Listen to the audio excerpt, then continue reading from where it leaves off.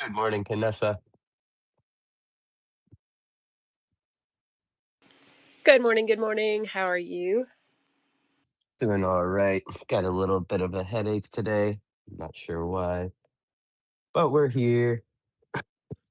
And X is being a little sketchy today. The I started the space up a little bit ago and it like closed on its own. Yeah, I saw that. I didn't know if it was me or what, so I sent you a message. So just disregard. Disregard. I mean, there were a lot of hungover people in Genesis Plaza this morning. There was Mahedi, Scat, Peter Parker. They were all passed out. Jim was watching over them, but I just love immediately choosing violence and like pummeling Jim Cedric with cake. It's literally a dream come true. Yes, indeed, indeed. I know Jim will kept them safe. Probably was ready with the grill once they woke up. Give them some food. I feel like Jim would be the one that has like the water, just the water ready for you, or some like he'd probably drive to the store to get some electrolytes for you. Like, I think he'd be the one. He'd take care of you after a long party. He'd be the one. Uh, Jim Cedric is him. And good morning, Brittany. Good morning, Meadow Wolf. I see you here in the space. Thank you so much for popping in. And in world, we have 10 friends. Seven Colors Harmony, Fred Elf, Carrot Lover, Los Cat, Hello Mahedi. I see you woke up from your hangover. Um, or from your crazy night. Meadow Wolf, Otto Lamb, Hello Peter Parker Web3, and Scat. Oh, and there's Jim. We were just talking about you, Jim. Oh, what up, Jim? I don't see him in just yet, but yes, what up, Jim? I see We him in were, the space now. yeah, we were saying, Jim, that like you'd probably make a great person to be hungover with. Like you literally were just watching over Mahedi and Scat and Peter, and like you would probably be there with the water, like electrolytes, maybe a protein shake. Maybe you'd make the protein shake yourself. Like I just feel like you'd be that person. And Wolfie too. I bet Wolfie, yeah, like we got we got good people to be hung over with. That's how you pick your friends, I guess. It's a great criteria to have when picking friends for sure. Alrighty. And I see that Hemp is at Mount Mana right now. Hello, Hemp. I know Hemp, or at least I don't know if like you're a newer user, but I've been seeing your account uh hang out with us more often. Very happy that you are here with us. We've had so many new friends. Like yesterday, it was so cool, and the day before, to see how many people came in for like the I don't know how to say it, the Vlu Vlu Vlu Blue. concert. How do you say the I name? think it's blue. Yes, yes. Lou. So many new friends came in. I was at Genesis Plaza at the time, and like it was cool. And then they were all like, "My avatar is ugly." I'm like, "Yeah, that's we got you. We'll fix that up real quick." So then it was funny to see what they like. They would disappear in their wallet, and then they'd come back as like a rocker. It was pretty funny because I'm like, "Okay, this is the style." But yeah, so many new friends. So if you can, whatever, retweet the room and let people know they're here. Like it's I hope our friends get connected and stay connected to somebody in the community. It doesn't have to be us, We're questionable at times. Yes, yes, yes, yes. uh, and good morning, Jedi Metatron. Just saw him pop in. Hmm.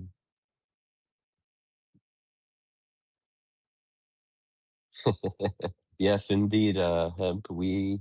Or Canessa has been hooking it up. Oh man, I'm so sad I missed yesterday's party, but it literally ended as I was getting off work. So I was a sad mute. No. Oh, that's too bad. Yes, I know, I know.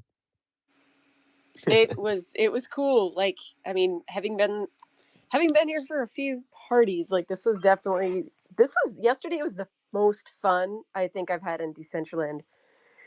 Maybe ever, but like definitely top 5. And it's all because I got to choose violence and just pummel people with cake. Like, oh, I really got to like burn off some of that like energy.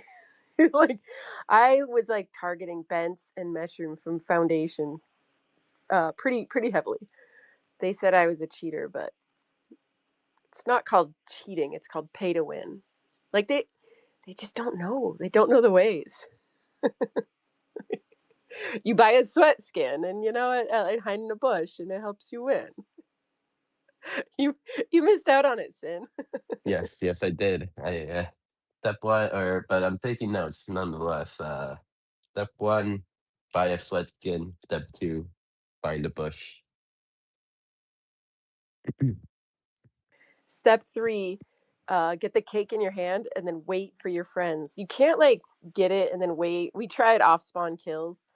Um, as people as people loaded in, off spawn kills. They don't work because you have to have the person has to log in and then you get the cake in your hand. But if you're good, you can like stand by the cake, watch one of your friends log in, grab the cake, then run up and just get them with the cake and then run away.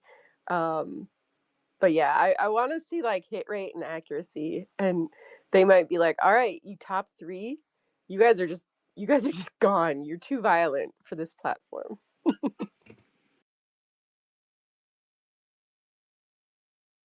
That's that would be funny, like winning. It's like in this case, getting the victory will be like you get the losing price.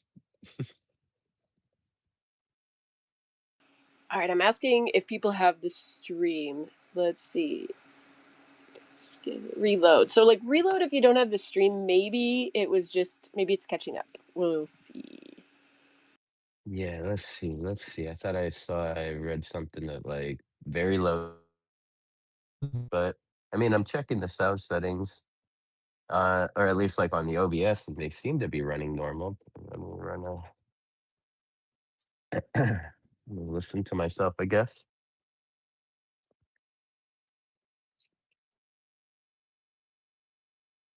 Okay, and I think everybody has skis and Or at least like on the snowmen. OBS, and they But if seem to you be running don't have a normal. pair of skis, let me know. And then if you don't have a snowman, let me know. Because we gave those out last week. And yeah, I think everybody's got it by now, but don't get missed. And then if you don't have the penguin emote by now, it's at -89 and -85, and it's free. You just got to grab that. So lots of freebies. Love giving away the freebies. All the freebies. Oh my god, the newest freebie is my favorite ever. Well, okay, the newest Winterfest freebie, or at least newest to me, the penguin. Oh my god, I am so obsessed with this thing. It it it actually captures emotion, with the ta-da! Yeah, I had Issa come in. Like, I know I can make emotes, but I can't do this. So I was like, Issa, I gotta bring the big dog in. Um, and I'd actually started this one last year, like with Issa, and trying to get it to look good. But I reached out to a bunch of people. I was like, I got a dollar store pudgy penguin basically on my hands. Like, I made the model because that's one thing that, I mean, pudgy penguins is great, and I love them, and they're everywhere. But man, you don't get 3D models with your NFT, and it's so funny because like a kid called Beast, you get a really nice model, and like Clone X, and there's a few others. Well, like even Vipe had a 3D model, Bit Beast. And so when I go and like I buy this blue chip NFT, and I'm like, "Where's the 3D model?" And they're like, "We don't, we don't have that, but we have like collectible toys." I'm like, "What? This is a step backwards, like in a way." And so I tried making it by myself. And this is like the final version, but man, it looked really bad before that. I was like, it just looks like it came from the dollar store. And so I asked a few people to help, and it was funny because a lot of people were like, I don't want to try. And they're like, it looks really good, like where you're at. But finally I was like, Meta Tiger, come on. I can't. I know I need help. So Meta Tiger was like, here, finger exercise, and they did some wonders on it.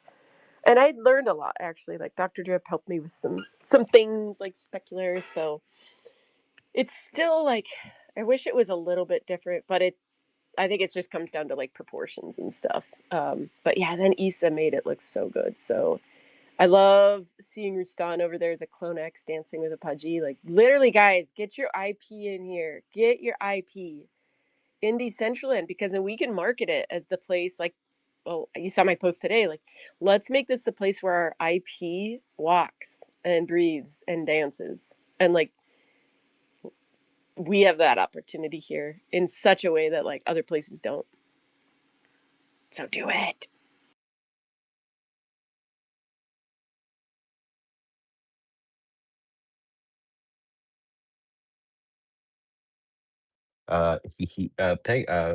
Hemp is asking about the penguin emote. Can you point them in the direction to go get it? Yeah, hemp. Let's go. I'll just jump over there real quick with you and then jump back. -89, -85.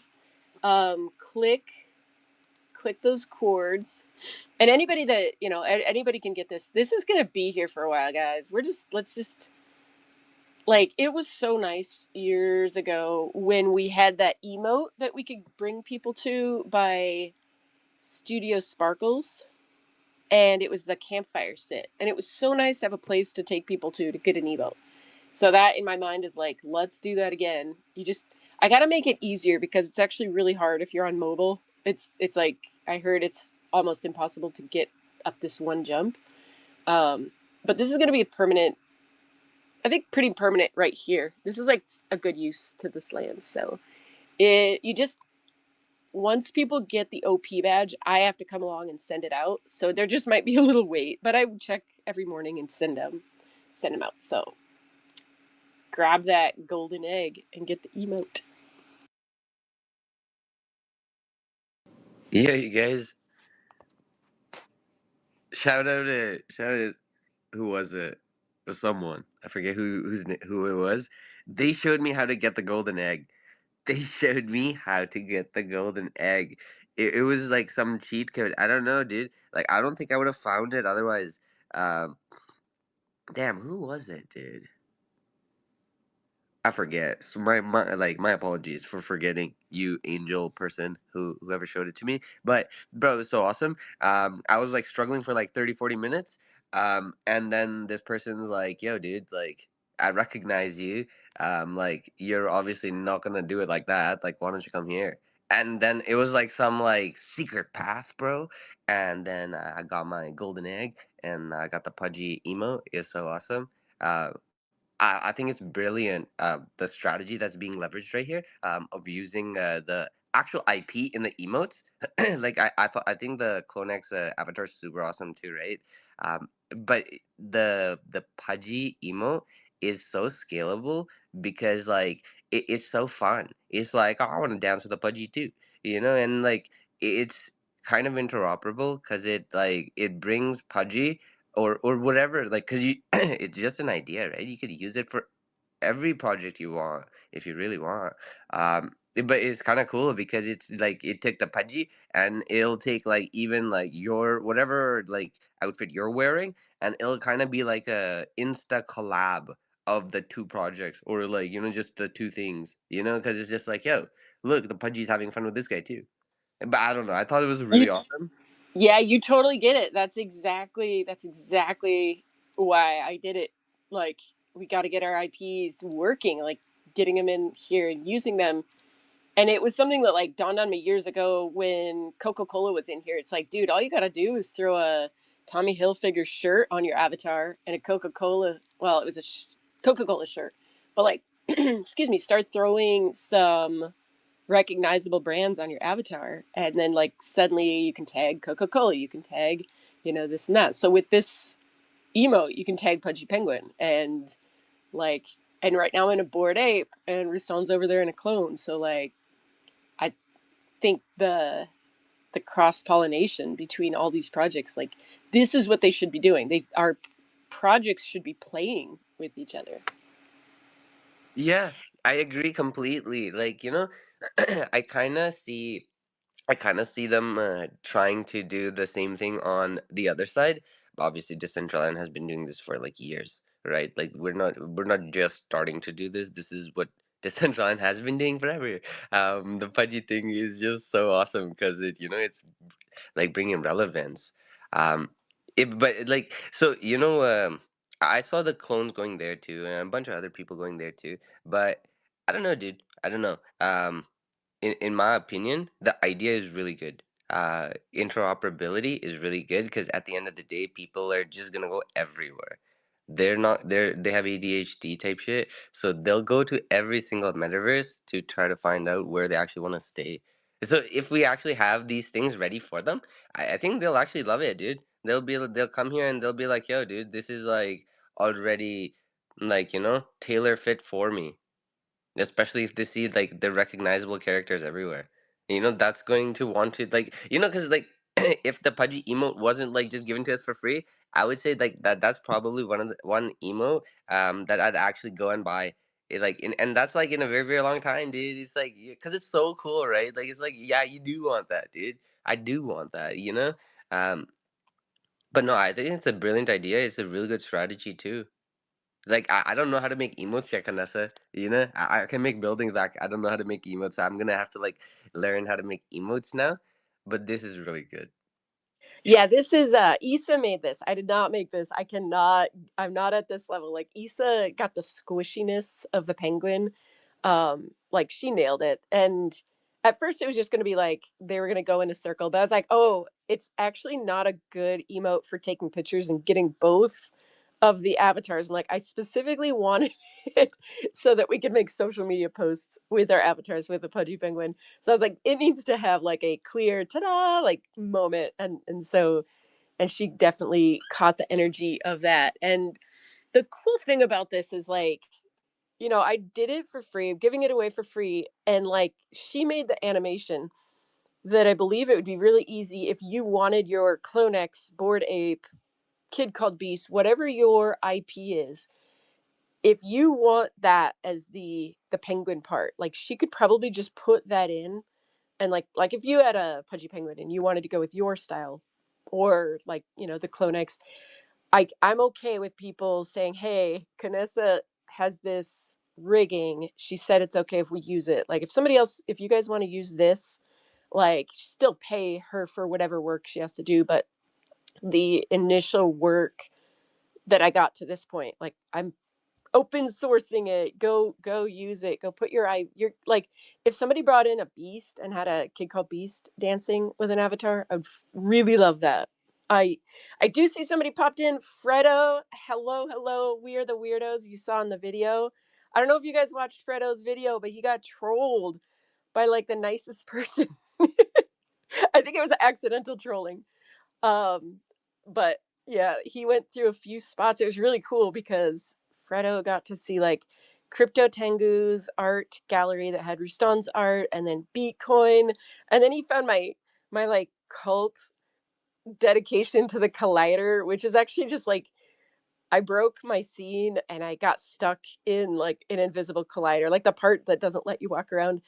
But I didn't know that was what happened. I just thought that I was chosen by the gods of Decentraland. So I decided the next best thing is like make a cult and like do an offering, and Meadow Wolf and I down in the audience. We were the chosen ones, but then we found out I'm not chosen. I'm just a bad builder. But Meadow Wolf might still be chosen. He's pretty special. So throw Fredo a follow. Fredo, thank you for joining us. If you have any questions about Decentraland, let us know. We are celebrating Winterfest right now. We've got some snow. We're giving away skis.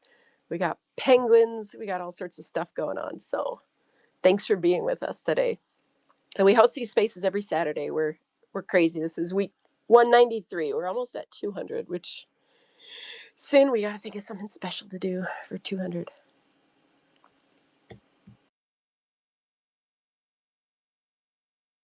Okay, but going back, thank you, Greensifer. I'm really glad that you like see the power of the IP. I think that I need to make more content or something, like maybe put some videos together with like all the cool stuff. Like Rustan and I actually danced. He helped me create an Pudgy Penguin avatar for Hyperfy. And then he had his clonex there. So we actually danced as a Pudgy Penguin and a clone in Hyperfy. And then we came in. Now we can dance like that here in Decentraland. So it's like, it's nuts. It's crazy to see what we're doing.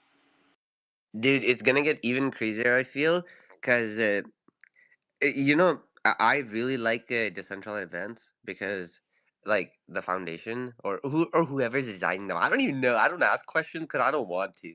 I like the surprise, honestly. I like it. It's bliss. It's literally bliss. But I notice every time they showcase like DCL tech. And I love that. Like you guys remember back in the day when we used to have like snowball fights? You Oh, guys remember, yeah. Yeah. right? That Right? was fun. Yeah, yeah. And so basically, what I noticed yesterday was basically it was kind of a version of that with the cakes, But you could see how far Decentraland has actually come since the snowball fights, dude. Yeah, I was like, yo, dude, these guys are cooking.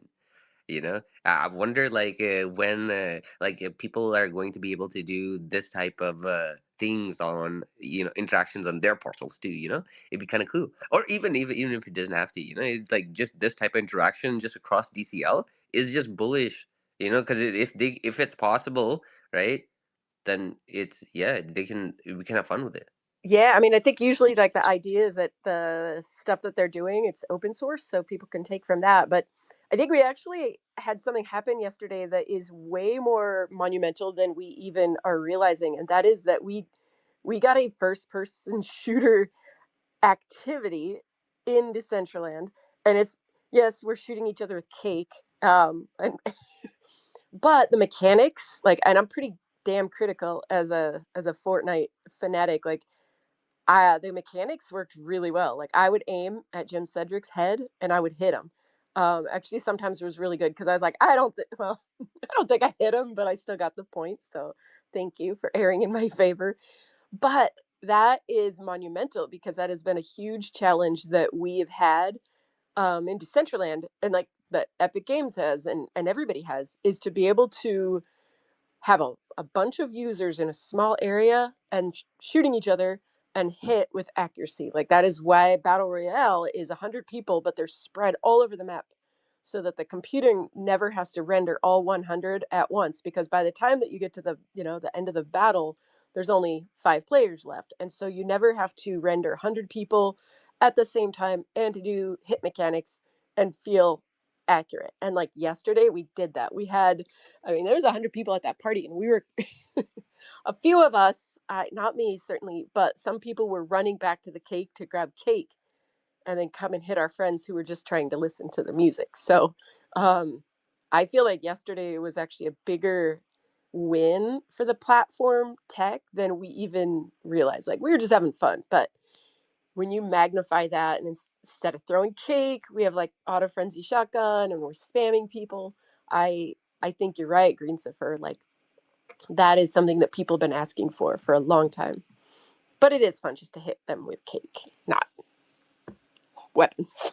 Bro, I wasn't even hitting them with cake, bro. I was showcasing my gluttony, dude. Like I just thought the animation to eat the cake was so good, dude. I didn't even get to the point of hitting people with cake. Like I saw other people hit them with cake. I saw the notifications pop up, which I thought was insane.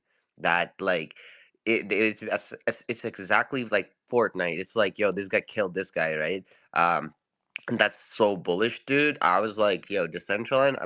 I was low key getting like, I'm like, maybe I don't want to tell other people and just keep Decentraland all to myself. But then I'm like, no, dude, like that's not right. You know, like we've already like, nah. But it's so awesome, dude, to actually just like see that in like just real time. It was so sick, dude. It's like this stuff used to be like something that people would be just like, oh yeah, oh, Decentraland can't do that, you can't do that. Now the people literally won't have anything to say, dude.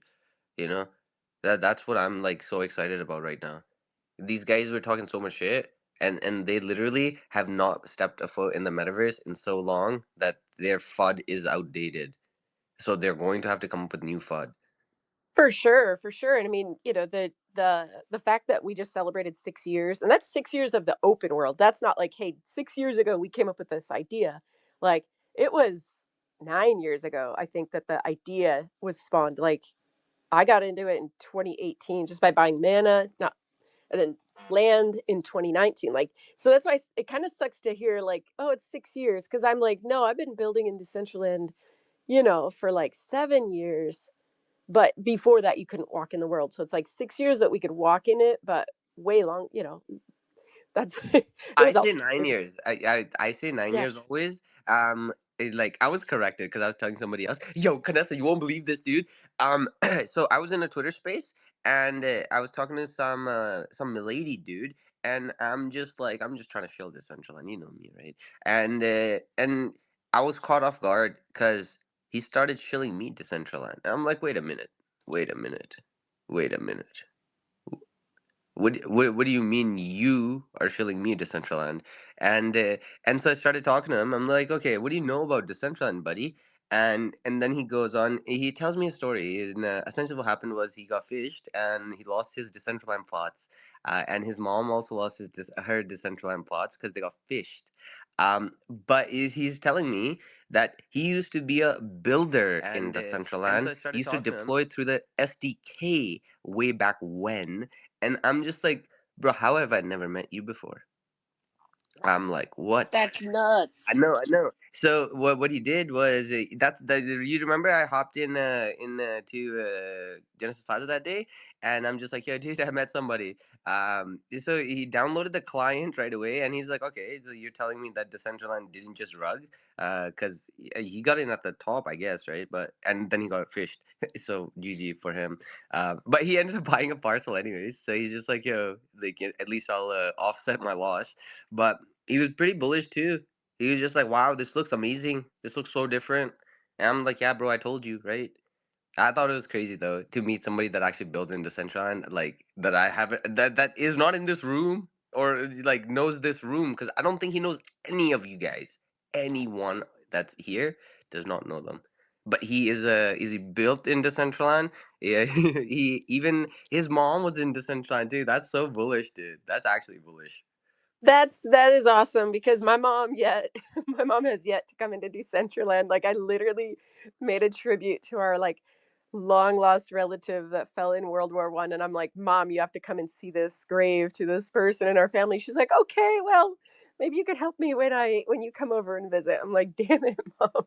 But she does get the newsletter, so she's like keeping tabs on me. Like, I saw you were building something for Winterfest, so I'm like, yeah, Mom, you should join us. But yeah, yeah, that's crazy. I'd love to meet them. And I even saw some posts from people for like the sixth birthday that were like, hey, like Decentraland got me through COVID, and I'm like, dude, who are you? Why aren't you here?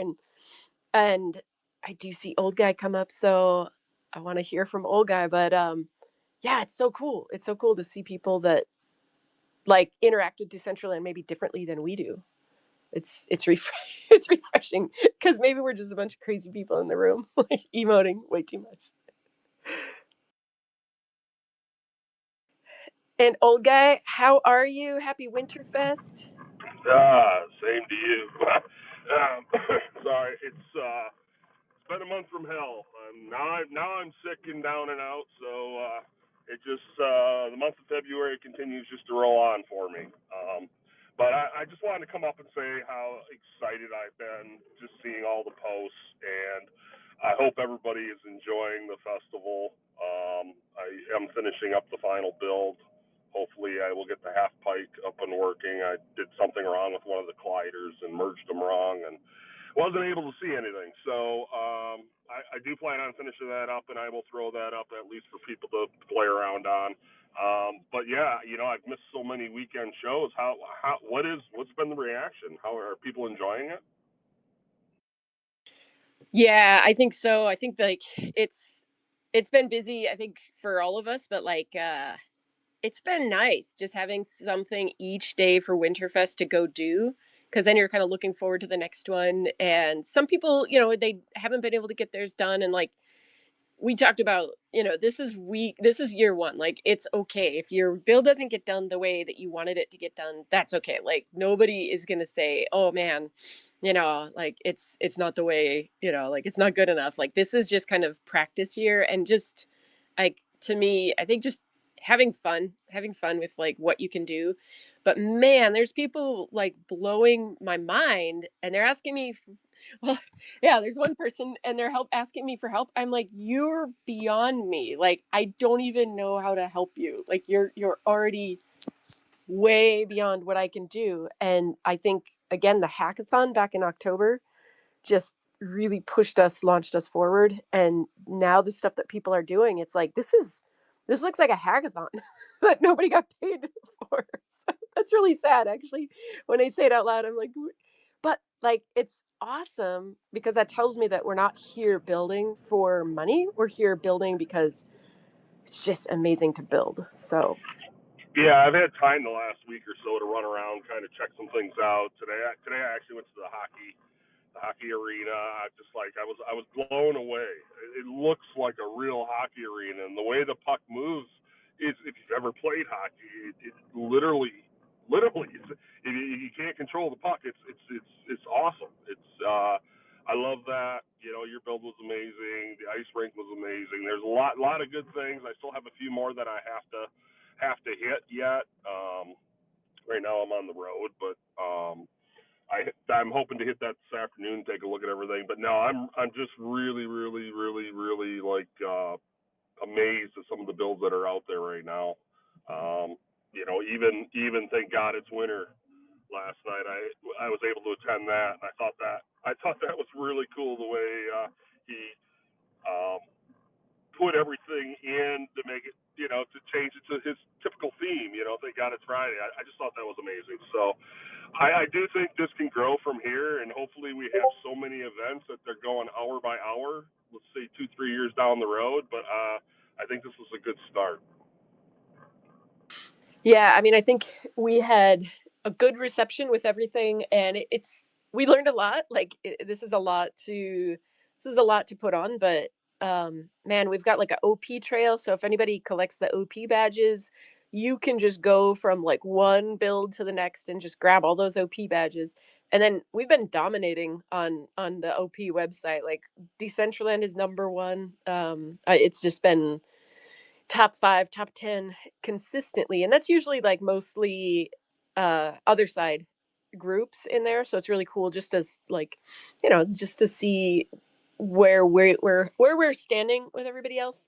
Um but yeah, the hockey too. Oh, I went in there with Rishi and then a new user, and we were having so much fun. Like it was competitive. Like yeah, it's they said I'm too violent for hockey, so it's That I can see that.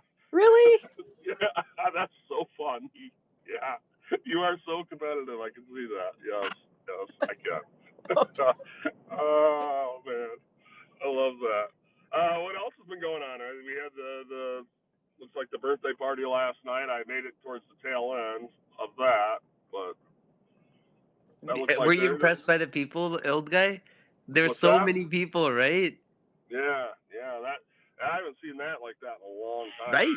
That was good to see. Yeah. It's packed.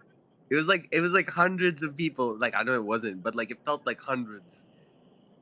I mean, I think it was a lot of people rolling through because not everybody would stay. So like people would leave, people would come in. So it was kind of just like a constant flow of new like just different people coming through. But it was awesome to see, new performers, but then also to see Sultry up there because Sultry has been here since I think 2020 or maybe 2021. Like Sultry is with Stony Sultry, the collab, the foundation, the team, Mofaya, the Mofaya family.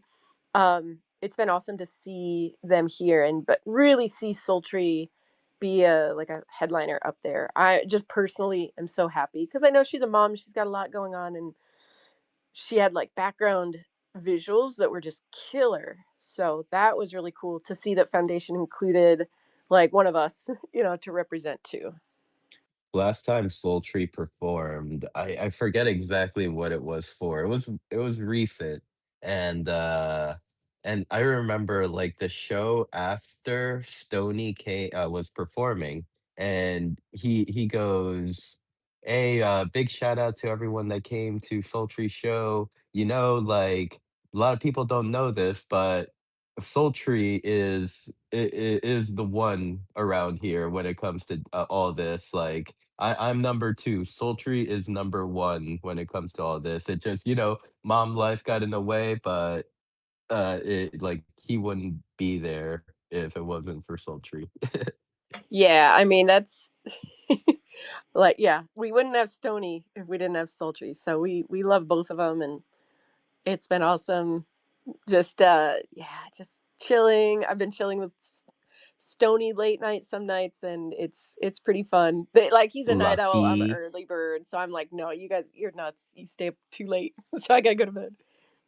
Bro, I remember the good old days. I would be good times, man. It's like PTSD right now, not gonna lie.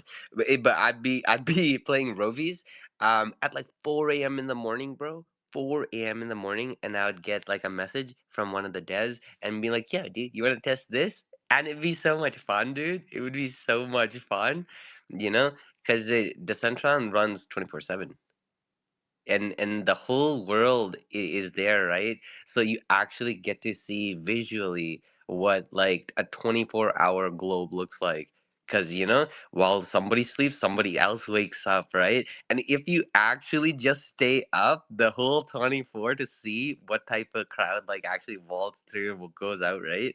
Bro, it's so cool. Like, I mean, the Web3 economy in itself is really cool, right? The fact that we can actually like meet and engage with people globally, and engage in financial transactions and stuff like that. But bro, it's just so sick to see it visually actually happen, like 4 a.m. and like normal friends you're not gonna message at 4 a.m., dude. Let alone some stranger and to be like, "Yeah, go check out my shit, I just deployed it," like that's like I'm gonna shut up.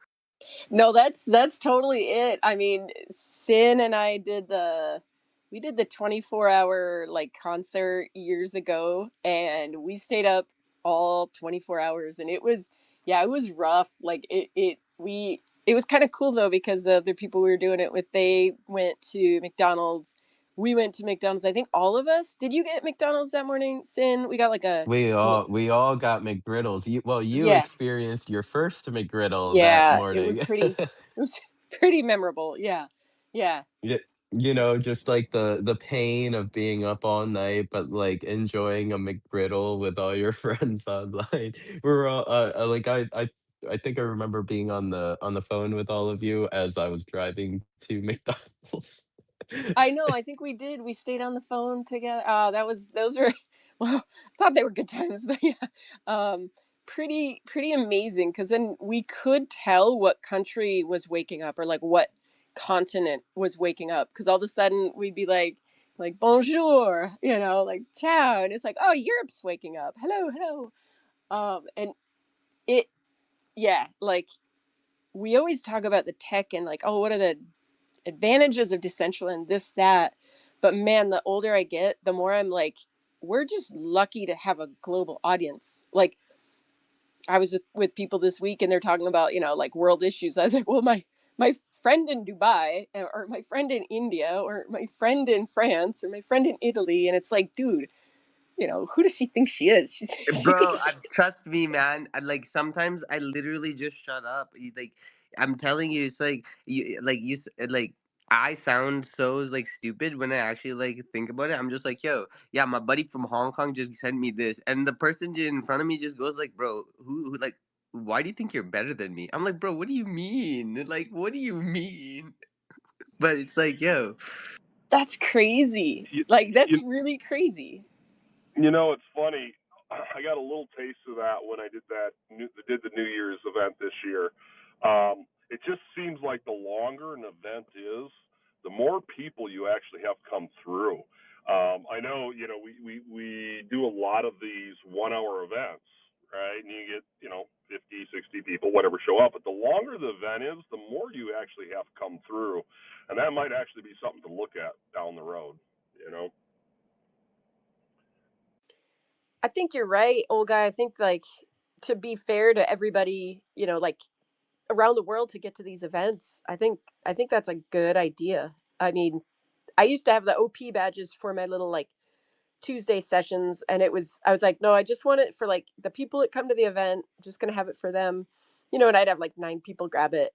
And then I now they're like 24 hours just because you can listen to them on YouTube later. You don't have to log in, and then there's way more people grabbing those badges. So I think I think it's changing our perspective, honestly. Like also in a cultural way of like being more receptive to like my way isn't the best way. Right. Um, Yeah. like I'm only one Yeah. piece of the puzzle.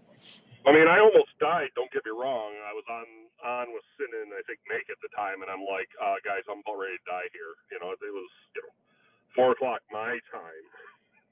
Like, I've literally been up for 23 straight hours. I've got I've got to get some sleep here. But yeah, it was a fun event. But yeah, I just think the more longer these events are, the more this sort of activity will actually take place, where more people come through. I need to write that down. I think that's like I know it sounds simple, but that's a really good perspective. I think that we need to take into account.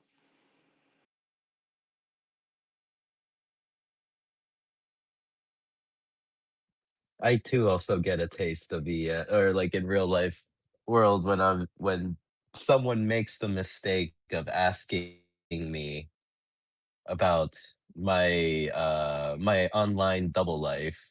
I'll be like, "Yeah, I have a friend named Rustan. He is like among the top 5 body painters in the world. I have my friend from Dubai. I have my friend in California. Oh yeah, I heard about that event. I have a friend that lives out in Lisbon that got was affected by it." Like I have something to say about every event that happens in the world. Like I have someone that I'm like, "Oh yeah, I'm very worried about my friend from there." bro, I wait. know, and like, yeah. Go ahead, Greensifer. Sorry, I was just gonna say like quickly.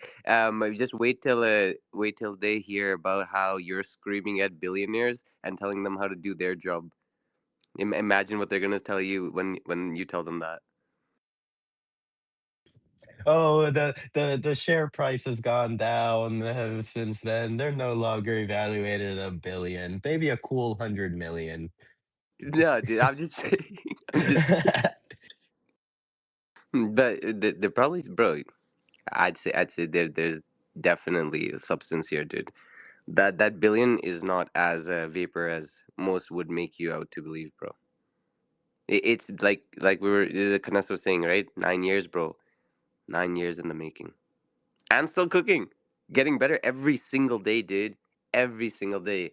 And like you guys are like in the mud like 24/7, right? I'm not as much as you guys at all by any means necessary, but like at all close, maybe like a 1%, right?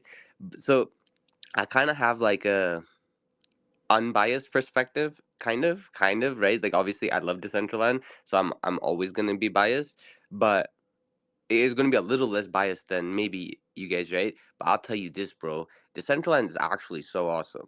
They like it's so awesome.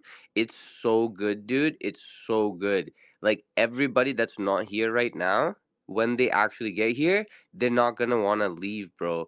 If they actually want the metaverse, which people do want, they're never gonna leave once they actually come here.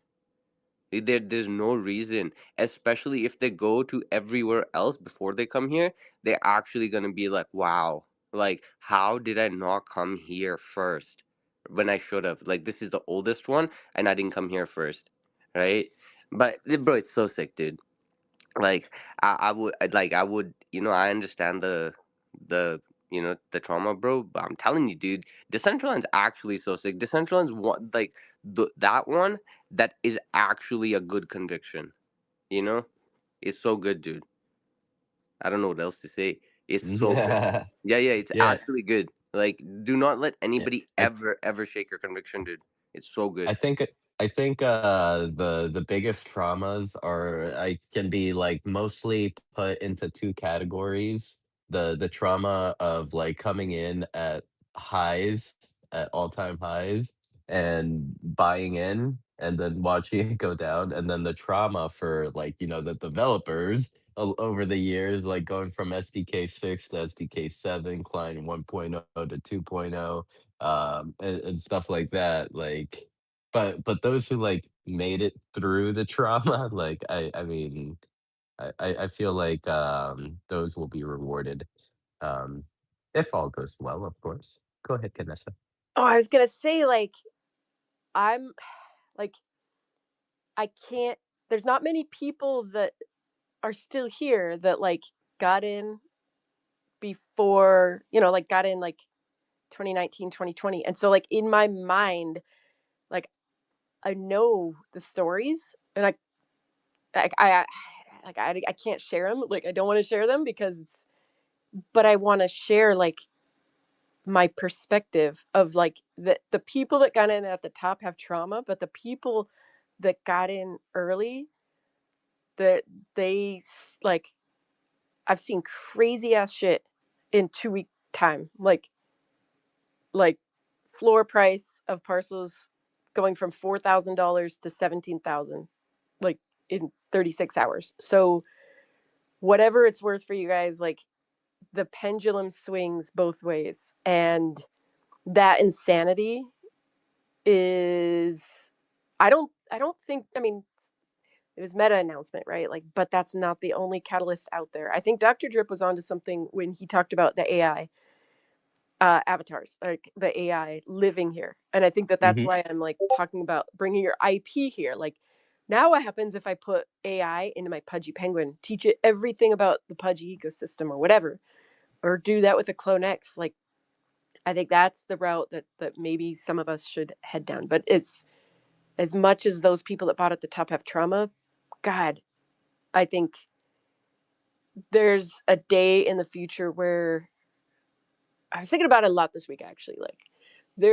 we have rough days coming for all of us, like all of us, if this goes off and does well, because it's really hard to make it through a bear at the bottom, but it's also really hard to be at the top and sell, and like sell your assets, sell your mana, sell, like, take profits, especially like now that we all have friends involved. Like, if some of us sell our land at the top, how is that going to affect each other? So I don't know. It just Bro, that's so cool that you said that because I knew what you were saying in my head because you were basically saying it's easier to be in a bear market with friends than it is to be with friends in a bull market because like the friends in a bull market don't really stay, but the friends in the bear market they stay because they're like, yo, dude, where are we gonna go right now?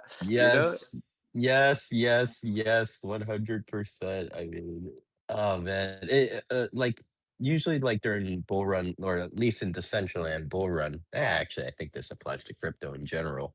You have a very different vibe. Like individuals come in, and it's like I don't know, like me personally, I get a feeling like they want something. Like they're only speaking to you because they want something. They're only showing up to your event because they want something. And then come markets like falling and blah blah blah, whatever happens, you see those same people disappear.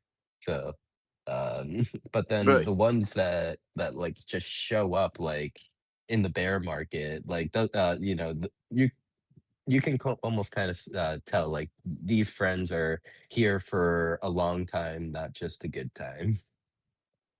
but I found like Decentraland just weeds out majority of the bad actors that we actually don't get to see how terrible outside really is. I like the worst of the worst in Decentraland. If I met that outside, I'd be like, this person's an angel. I swear to you, bro. I swear to you. It's so crazy. These guys outside are actually vicious. They're crazy, bro. And honestly, so like I love that because that type of energy, it doesn't sustain itself in Decentraland because it just goes like, "Ugh, I don't want to be here. These guys are too good. This is not my people," and it's so awesome. So it's like, yeah, dude, like I don't really care about like people that just are trying to destroy. I like people that are trying to create, bro. I noticed like you were saying like people like wait for that red candle before they leave type shit, but bro, what I noticed like outside, um they don't even wait for that red candle, bro. They are that red candle. Like they get their Facts. yeah, yeah, they get their mission. Like so, here, imagine. I come talk to you and be like, "Oh, Sinful, hey, hey, nice to meet you, old buddy. Yeah, it's funny that I met you. Oh, I got this thing. Yeah, thank you. Oh, you helped me out, and then it's gone until the next time I need you." Right? It's not even the red candle. Listen. It's basically just like one task. It's like using human beings like you would use Claude, and that's terrible. I mean, you shouldn't even use Mhm. Claude. You should be nice to your Claude. Yes, But make sure to say please and thank you to your AI, to your local AI. We never know how close we are to an AI takeover, so just be nice uh, to it. bro, yeah, yeah, like I don't even mind it, dude. I'm telling you, it's like the AI at least is not using me, bro. The AI, like all it wants is just like a monthly subscription.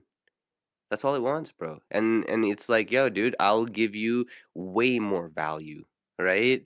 But it's like, but like then again, you have like human beings that just do it for fun, right? And it's just like, bro, it's actually worth like sifting through all the trash to actually find these diamonds, bro. Cause bro, once you have like a bunch of diamonds, bro, you have a whole jewelry set, bro. Eventually, if you have even more diamonds, you got a whole diamond mine, dude, and you are king then you're actually king, right? Because no matter how much trash people throw at you, then like, bro, the light hits and it just shines because you're covered in diamonds, bro. You know, diamonds last forever. I love that. Well, I mean, there's a lot of diamonds here. Like, it is really cool to see people see what they're doing. Like Meta Wolf, I heard you were greeting every SheFi attendee that came in, and did their little social media picture at Genesis Plaza last week. And I know Meta Wolf's given away a lot of land to use to build on, so kudos to that. But yeah, Green Sifford, like it's awesome. And the diamonds are here, and diamonds are made under pressure and time. And so we've had a, we've had a lot of pressure and a lot of time here in Decentraland, just waiting for the next thing. But I don't know, it lately things have felt super, I wouldn't say bullish, but like cuz that's not just enough. Like it's felt really buildery. I guess that's a good word. But like people are just building shit, and that's so cool. Like I gotta shout out Fancy. Fancy has been building like a king. Like Fancy is a king. He's an empire. He has more land than all of Decentraland put together. So love seeing that, and just want to I'm keep seeing him so build. fancy. No, that's fancy, dude. You know that song, Canessa? I think it's What an is Iggy it? Azalea. I think no, I'm not. No, no. Actually, I'm not gonna No, no, repeat no, it no, because no. you like you like to tease me. No, I'll just take the audio clip and put it into an emote, and then everybody around the Decentraland will be singing your voice. That's You can diabolical. do that. Well, yeah, Yeah, you could yeah. Oh clip my people's god. voice, clone the voice, put it through an AI, make them sing. Oh my god.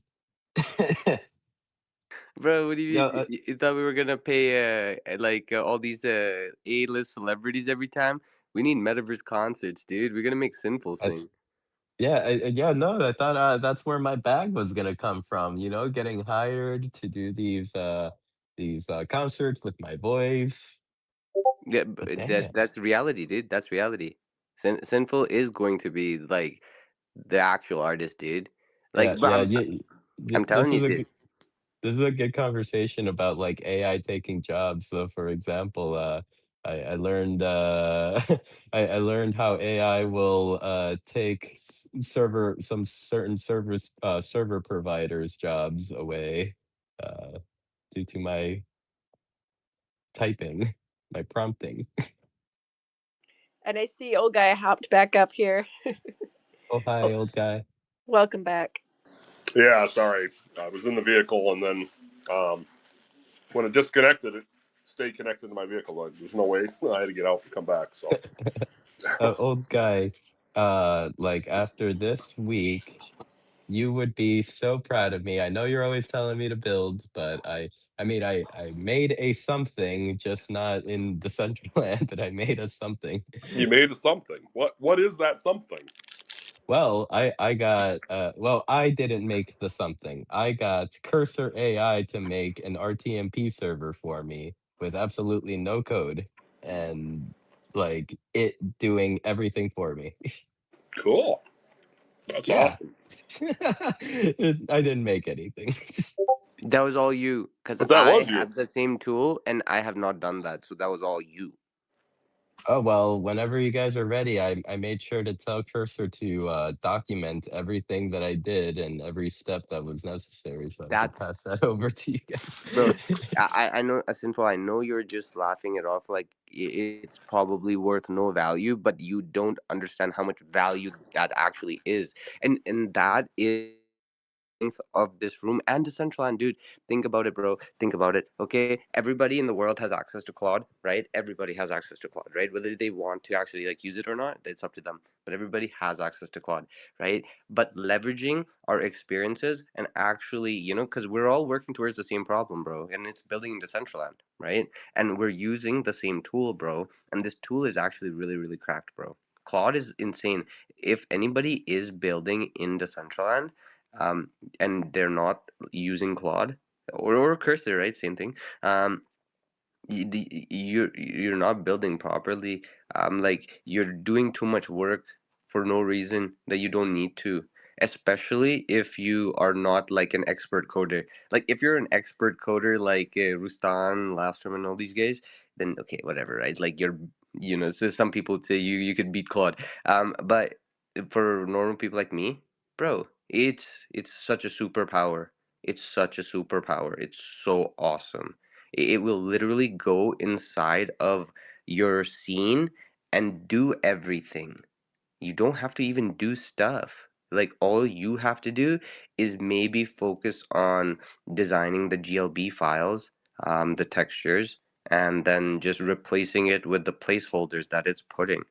But the entire code, it's doing it. Sometimes it's not very good, but most times it's very good. It's so good. Like it's way better than what would be the alternative. And the alternative is like going around asking questions or like trying to figure it out yourself. It's so much better because it'll actually do it. I thought it was crazy. I thought it was crazy. Like that's it made me so much more bullish on Decentraland than I already was, and I was all funny bullets. One of one of the things I've come across though with AI is it's not real good at optimizing. And if you're not quite prompting it correctly, which I ran into with, the New Year's build, if you're not going in there and telling it, hey, I want to make sure this is optimized for this speed computer, some people will show up and have problems with the whole AI.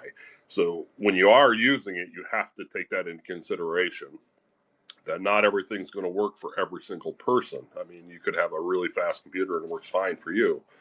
Um, so that's one thing I would recommend anybody if you are using AI to do your coding is make sure you go in there and you're asking AI to, optimize it for lower level computers, um, so that it can run seamlessly without running into any problems. That's very helpful. I never even thought about that. But I didn't even think about storage. Like, you know how Sinful is mentioned how he is running a server? I didn't even think about storage until like Claude like mentioned it. Claude's like, you should probably think about storage, you know? Otherwise, this is just an instance, you know? It, it it's it it's so awesome. Like Canessa, have you tried building with it yet? Oh, I have, but I'm also really like old school and like resistant to change. So I did a little, um but I love building. Like I gotta be honest. I don't build because I want the outcome. I build because I freaking love building. So the coding part to make stuff fancy stuff happen, I need to do that more. But as far as building goes, like I don't know. I I mean, don't it think I'm can't ever really. gonna want to replace that, you know?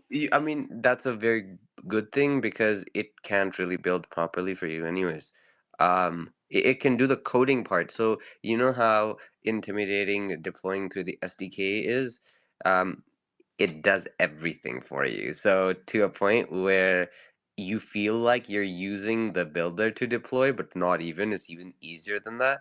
But instead, like you're deploying through the SDK, leveraging all the benefits of having a deployment through SDK without any of the headache, because it'll just do it for you. It'll run terminal. It'll do everything for you. You don't have to do anything. And this is what without giving it autonomous power. So I know people go like, oh, I don't give Claude my data and stuff like that, and that's very valid. Because you shouldn't. But how you're building scenes for Decentraland, you basically give it access to that one scene folder. That's it. It doesn't even go outside the scene folder. It's kind of cool. And it's super super efficient for building in Decentraland. I don't think I would have ever created a server or the casino or the anything, honestly, if it wasn't for it. And based on like how quickly it did that, I can only imagine how much more it can do. And for everybody in the room too, right? Because like, bro, it's kind of hard to like actually like code and stuff. So like that barrier being gone is so liberating. Well, look at the comment in the chat. Brandon Manis, wish your vodka 10. Uh, he's calling us out, people like me. He said, if you're not using AI to build these days, you're wasting your time, to be honest. Just holding yourself back for ego is still holding yourself back. I know, Brandon, but it's not ego. It's Yeah, like, yeah, no, no, it's I not love ego. that. It's not No, ego. but It's maybe it is. Like, maybe that's something I need to re examine. And, like, maybe there is some part of that. Because, like, I could populate way more of the world if I move faster, right? I So mean, so like technically, it's like you're basically saying that I want to retain my creativity. That's not really ego. That's like that's valid. But what Brandon is saying is he's saying that your whole building process could be like 10 times faster, which you're accepting. You're saying basically that I just want to have control on the 3D building of the art side, right? Which you're gonna have to do anyways, right? Like Claude's not gonna like 3D model for you to a point where you're gonna be like, oh, this is like so awesome that it was like it's worth not having the fun, because you're gonna want to have the fun instead. Yeah, But the Canessa. So coding part will do everything.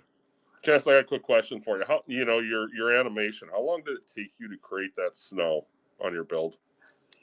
The snow that's falling. Probably 10 minutes. Okay, well that's quicker than I thought. Okay, I guess Because but it's I, about 30 copied. seconds with AI. Place it here, have it drop to 0, and then literally make it a spear this size, and it's done. Yeah, I mean, I'm not resistant, but I've been told I'm a control freak. And then I was like, no, I don't want control. I just want it perfect. And this is a close friend of mine. He's like, nah, I known you too long. I'm like, wait a second. He might be right. So um I have some self-examining to do, guys. Bro, you're not a control freak. It like I feel like people are gaslighting you, dude. I feel like genuinely people are gaslighting you, Canessa. You're one of the kindest souls I've ever come across on the entire CT. You are uplifter. You are enabler in like for artists, like in a very very good way. Like, bro, what the fuck? You're not a control freak. You are like the type of person to actually want to let things flow the way they should, or like they want to go. And if anything, you want to like water the plants. That's what you are, bro. You're not a control freak. I have never ever come across you where you've ever tried to control me. You've only tried to like uplift me and like give me more power, like, as a human being, dude. Like, what the fuck, bro? That's crazy. Whoever's saying that is gaslighting you, bro.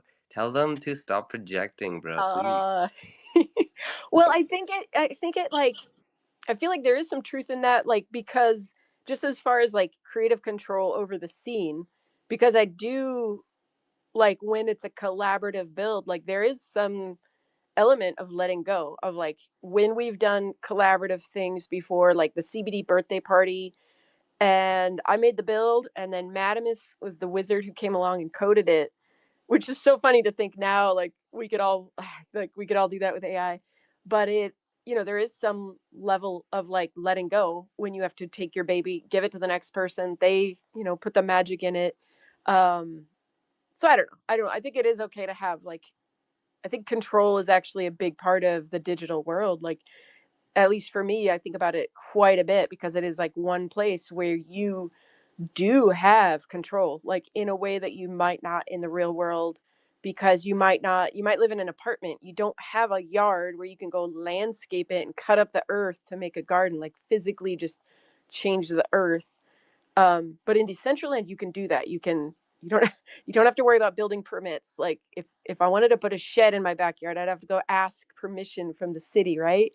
And so I think control and like that absolute uh being able to build what you want to obviously, like we could get into the finer nuances of like decentralization and stuff, but I think that I think yeah, bring it back to the AI. I think you're right, old guy. And if we're all hitting these like targets faster, like being able to code for ourselves and create amazing stuff, like that's what we need to head for. And I our friend Fredo, hello, welcome back, came in. I think we've had new friends come in since then, so everybody should go look at Fredo's walkthrough of Decentraland that he posted on his timeline. I think it was like 2 days ago. Alan, thank you for bringing that to my attention. I think that's really valuable because we got to see a perspective from somebody coming in from the outside and seeing Decentraland. And one of the things that like Fredo, like you can clearly see it's an empty world. And so I just wanted to point that out, Fredo, is like a lot of what Decentraland is about is like finding the party, finding the group, finding the event, because otherwise you'll walk around forever and it's just a big, vast open world. So making sure that you connect with people, because it's like a football stadium, basically, like or like the Dodgers stadium, or I don't know what the biggest event venue would be. But like if you come to the Super Bowl stadium on a Wednesday morning, you're going to be like, this place is dead. Like they sure built a lot and nobody's here. But that's totally different than if you're there on, Monday Night Football and it's packed, or the Super Bowl and it's packed. So making sure that you find the crowds. Otherwise it does, it is a big empty world. And then also just like populating the world with cool stuff. I think that's where AI could really come in. We got to do that. Okay, but I'm monologuing. So make how are you? You got your hand up. GM, We GM, we uh, out here. we out here, and Fredo, great to see you, fam. We go all the way back from the Leap days, and it's great to see you. Also, a camel, holding my camel high. And it's great to see everybody. Thank you for those who pulled up last night. I do, sorry we ran into some audio issues with DJ Classics. It was heartbreaking. I had them all set up, ready to go. And for whatever reason, the stream just wanted to go to room noise. We got work to do. I really love you. I mean, I think you all know how much I love DCL, and I ain't going anywhere. I will say, just on the pushback of the love fest that we're having, the one thing that has been blaring, and it's been affecting my life, not just in DCL, but in music as well, is updates. And it's really time, and I really hope, and I'd like to have an open discussion about this when people are ready. It's really time that, when they push updates, that it is not affecting a large portion of the users. It really did affect us last week during an onboarding session. It lasted 2 days. It cleared out a lot of people in their memory discussions. And the one thing we need to be is stable.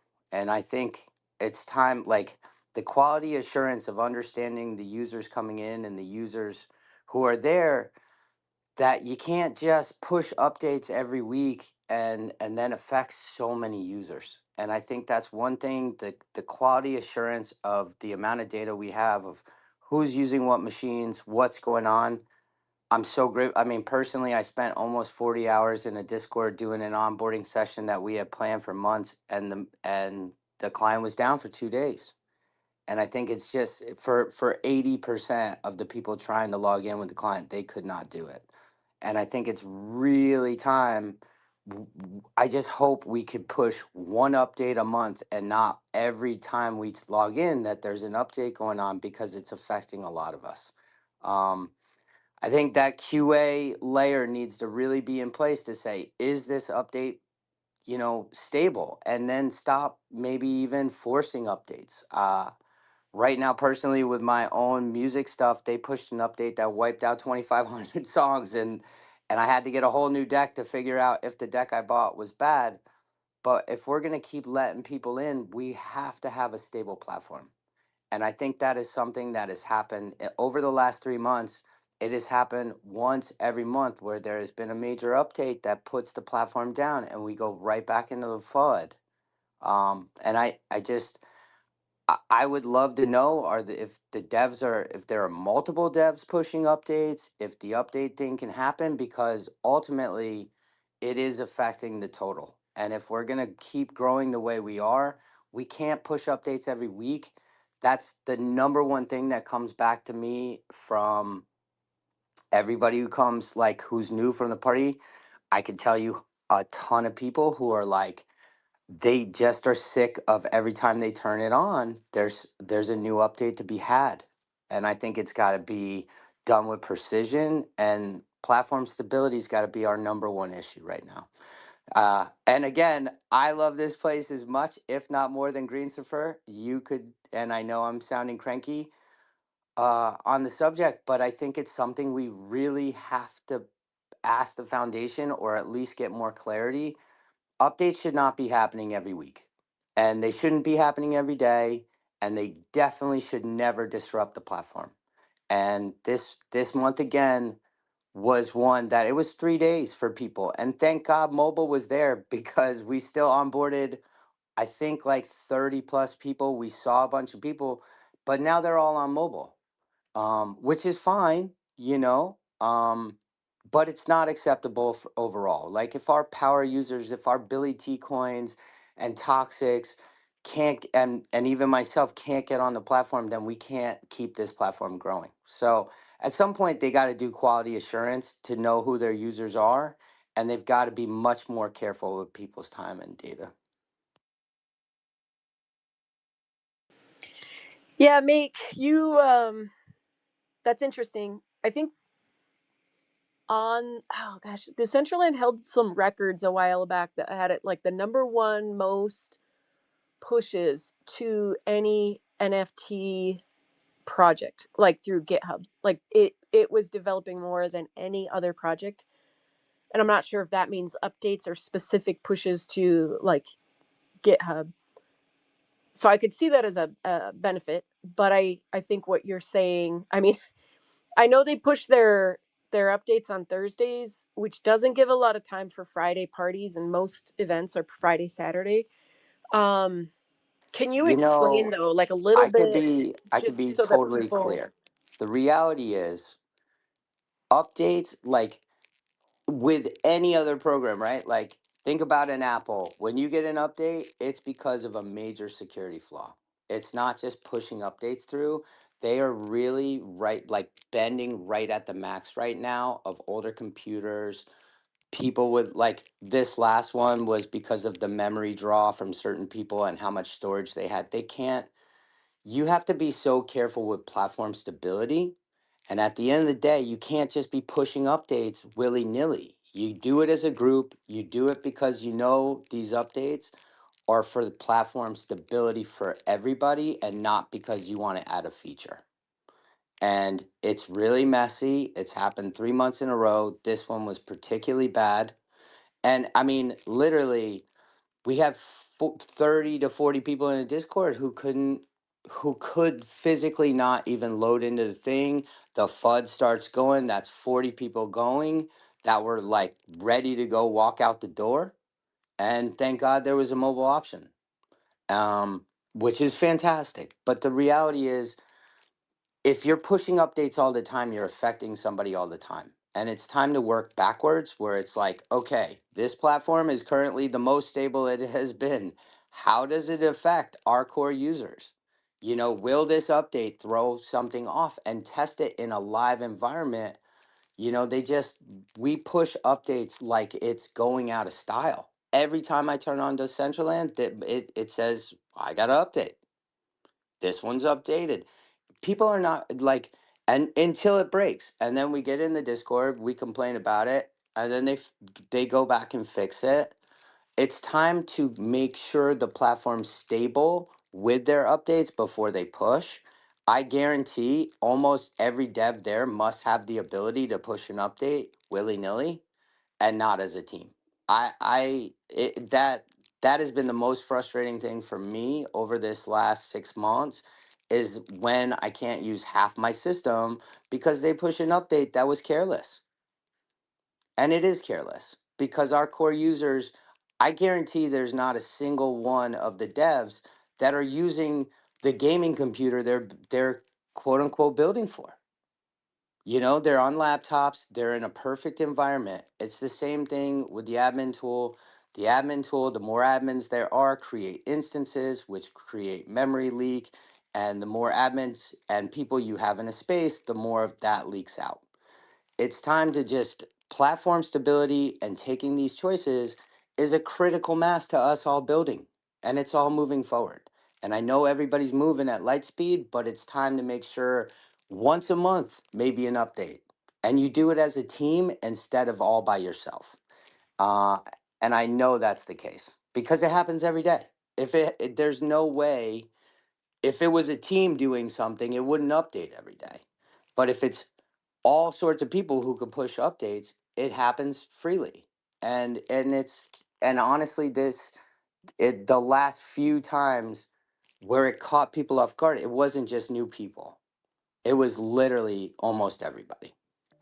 Do you know this make like I'm just to like bring clarity and make sure that we're aligned, like do you know this for a fact that everybody, like all the devs are just pushing up There's as they there's want, no or way is it like there's an n- official there's no way, statement? Canessa, that it would update every day or every 2 days if it was a team. There's no way. There's no quality insurance between dropping these updates every day and knowing what's affecting the platform. You can't update 3 days a week and tell me you've run a quality assurance against that and you're doing release notes. The only time they do release notes, honestly, are when they break something. And like you could see that from last week when they grabbed too much memory or they put a block on how much RAM in the hard or how much available memory you could have on your hard drive. That's ultimately what put us down for 4 days. Whether they were drawing virtual memory off the hard drive space or if they just had a cap on memory, either way, they bricked the platform for 3 days for 90% of the users. And we went from 50, 70, all these things to 12 people being on the platform. So at the just they have to start building based on stability instead of little changes. Um, there's no way a team gets together every 2 days to be like, okay, it's time for an update.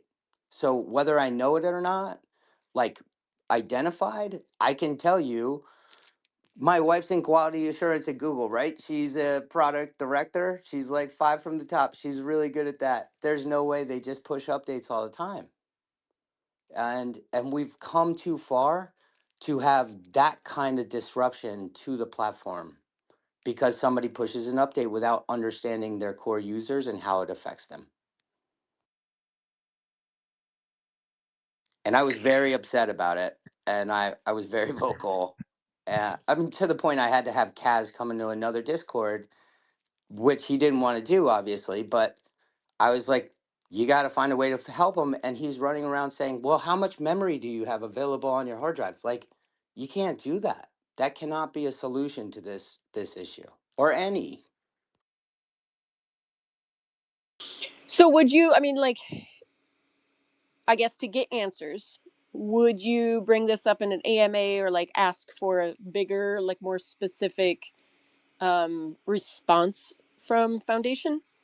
100%. And I caused quite a stir actually about it this time because I mean, yeah. Look, we, the biggest thing that we were fighting against is this, right? Visually or to the people or whatever, is Decentraland is broken or it's not stable or there's this. And there's no question, my biggest response, if I polled people who are not core users, what bothers them the most, it's every time they turn it on, there's an update. And whether that's twice a week or 3 days a week, that shouldn't be the case. If you're going to release something, you release something with release notes. And honestly, if I had one thing I could do, it would be to turn off the aggressive auto updating. I get anxiety every time I turn on my computers to find out what's going to happen. Because I need two computers to run what we do every Friday. I need to know it's going to work. And I really can't do that 50% of the time right now. So I would 100% do it. I would call it, I was very clear to multiple platform. And again, I ain't going anywhere. I love this place more than anybody, but it's so sad when you're working so hard to bring in new people and new life and plan for these experiences, and then you can't even turn the platform on.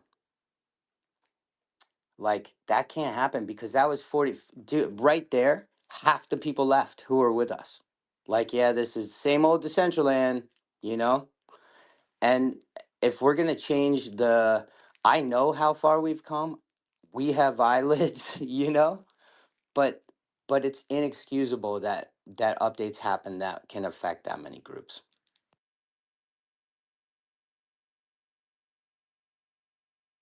I'm just happy updates happen, bro. There are metaverses where updates never happen. They Trust me, I never I happen. would take that over stability, dog. Really? Stability has to start. You can't You have to be conscientious of what you're doing. You can't blaze so fast working on a small project that you're not seeing the big picture. And that is something that is happening consistently. And over this last 4 months, there have been major times, like when Intel chips from Max disappeared for 2 weeks. That's a ton of people. And the funny thing everybody says about that is like, oh, well, life cycle of a computer, life cycle of this. Think about the entire airline system runs from the 80s. And maybe it's outdated, but it still gets us all around the world. And now, because of all this compute power and the arguments, and which is causing everything to skyrocket, RAM, hard drives, all these things, all of these data centers are finding ways to repurpose old stuff because they physically cannot afford things. We're at a new period of time of cycle of growth where we have to work backwards longer. It's actually the reverse. As everybody's in an arms race for the future, nobody can keep up with the cycles, so it's imperative we keep up with the cycles. So yes, green Saphir, I would say 100%. Innovation's amazing. It can be done once a month with a very clear path instead of every 2 days because people want to add a doily. You want to make an entire new Genesis Plaza? Fantastic. Then make sure you understand how it's affecting your core users. And there are enough of us that this affected, and I don't mean to be a Debbie Downer, but I think it's really important we stay clear with the entire picture so we all grow together. And I think this is a critical step that they need to relook at. You know, make like you're not being a Debbie Downer, dude. You sound like someone that just cares about the platform, right? I respect that, dude. I respect that. It's it's think about it though, dude. Like if it like there's you're right actually. They should probably like set up updates a little bit differently because if it affected people enough that they're speaking about it, right? It's probably a viable issue, dude. And I don't think you're arguing against like updates. You're basically saying they just should be timed a little bit better, So It should, so Greensford, it's just every major company, right? I'll give you a great for instance because I'm dealing with this quite a bit. So Record Box, right? They have the market share with music DJ equipment. Like anybody who watches any major DJ, they pull up with Pioneer CDJs. Recordbox, the software company, is very willy nilly with their updates. They try and push updates all the time. They have terrible tech support once you get there. And at any given time, if you update, you could throw off your entire catalog. Like last week, and to case in point, I reinvested in a very expensive piece of gear about a month ago. They pushed an update where I wasn't sure if this brand new piece of gear I bought was broken or if it was a bad update. I spent 3 weeks working with them, terrible customer support, but either way, to the point right now, the secondary company I purchased that thing has sent me, without returning my other one, another $5,000 unit to find out if this one was broken because of a software update ultimately. And so what major companies do is they have goals for a physical update, and the only thing they're fixing in between that line are security patches or holes. But you start with will A, will it be stable? And then you don't just sit in a test environment by yourself and push an update for the thing you're working on, but you collectively have an agenda to fill up the spots in that full update. You don't go push, push, push. We shouldn't have people every time they connect reconnect their wallets, remake a transaction because somebody pushed a little update. It's like pushing away users. But then when we hit these major stalls, things like again in the last few months, the Intel chips. I mean, we've been doing this for 2.5 years, and I know almost 2 years, excuse me. Um, Sin and I could tell you exactly the people who have been the most affected by their updates, who will not come back for weeks, a month, because they're so pissed off. And it's like platform stability while we're building has to be the core key value and not we just need to keep building. Because when you show the Mr. Fredos who are down here who I love dearly from all our past days, If he's can't even get online and he goes to stream and that thing's just spinning because of an update, that's what the world sees. I mean, we had 70 people come through the party last night. It was beautiful. It fills my like I get finished and I want to cry. I got back on the decks because my friend was broken, but we could do all that day. For 4 days, we couldn't when I was bringing in 50 new users.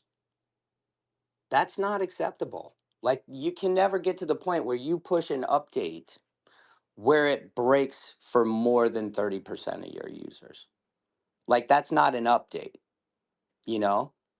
And that's not, we're not declaring it an update, they're just pushing updates. So it's got to start from, like, say, call it Lion or Safari, name a Monterey. And when you make those steps, do it consciously, not haphazardly. And ultimately, the haphazards updates are affecting our core and people around us. And I don't want to but I'm so passionate. Like, I honestly asked Kim and all of them. I'm like, I need to have another conversation with Yamel. The first time was right next to you, Kanessa.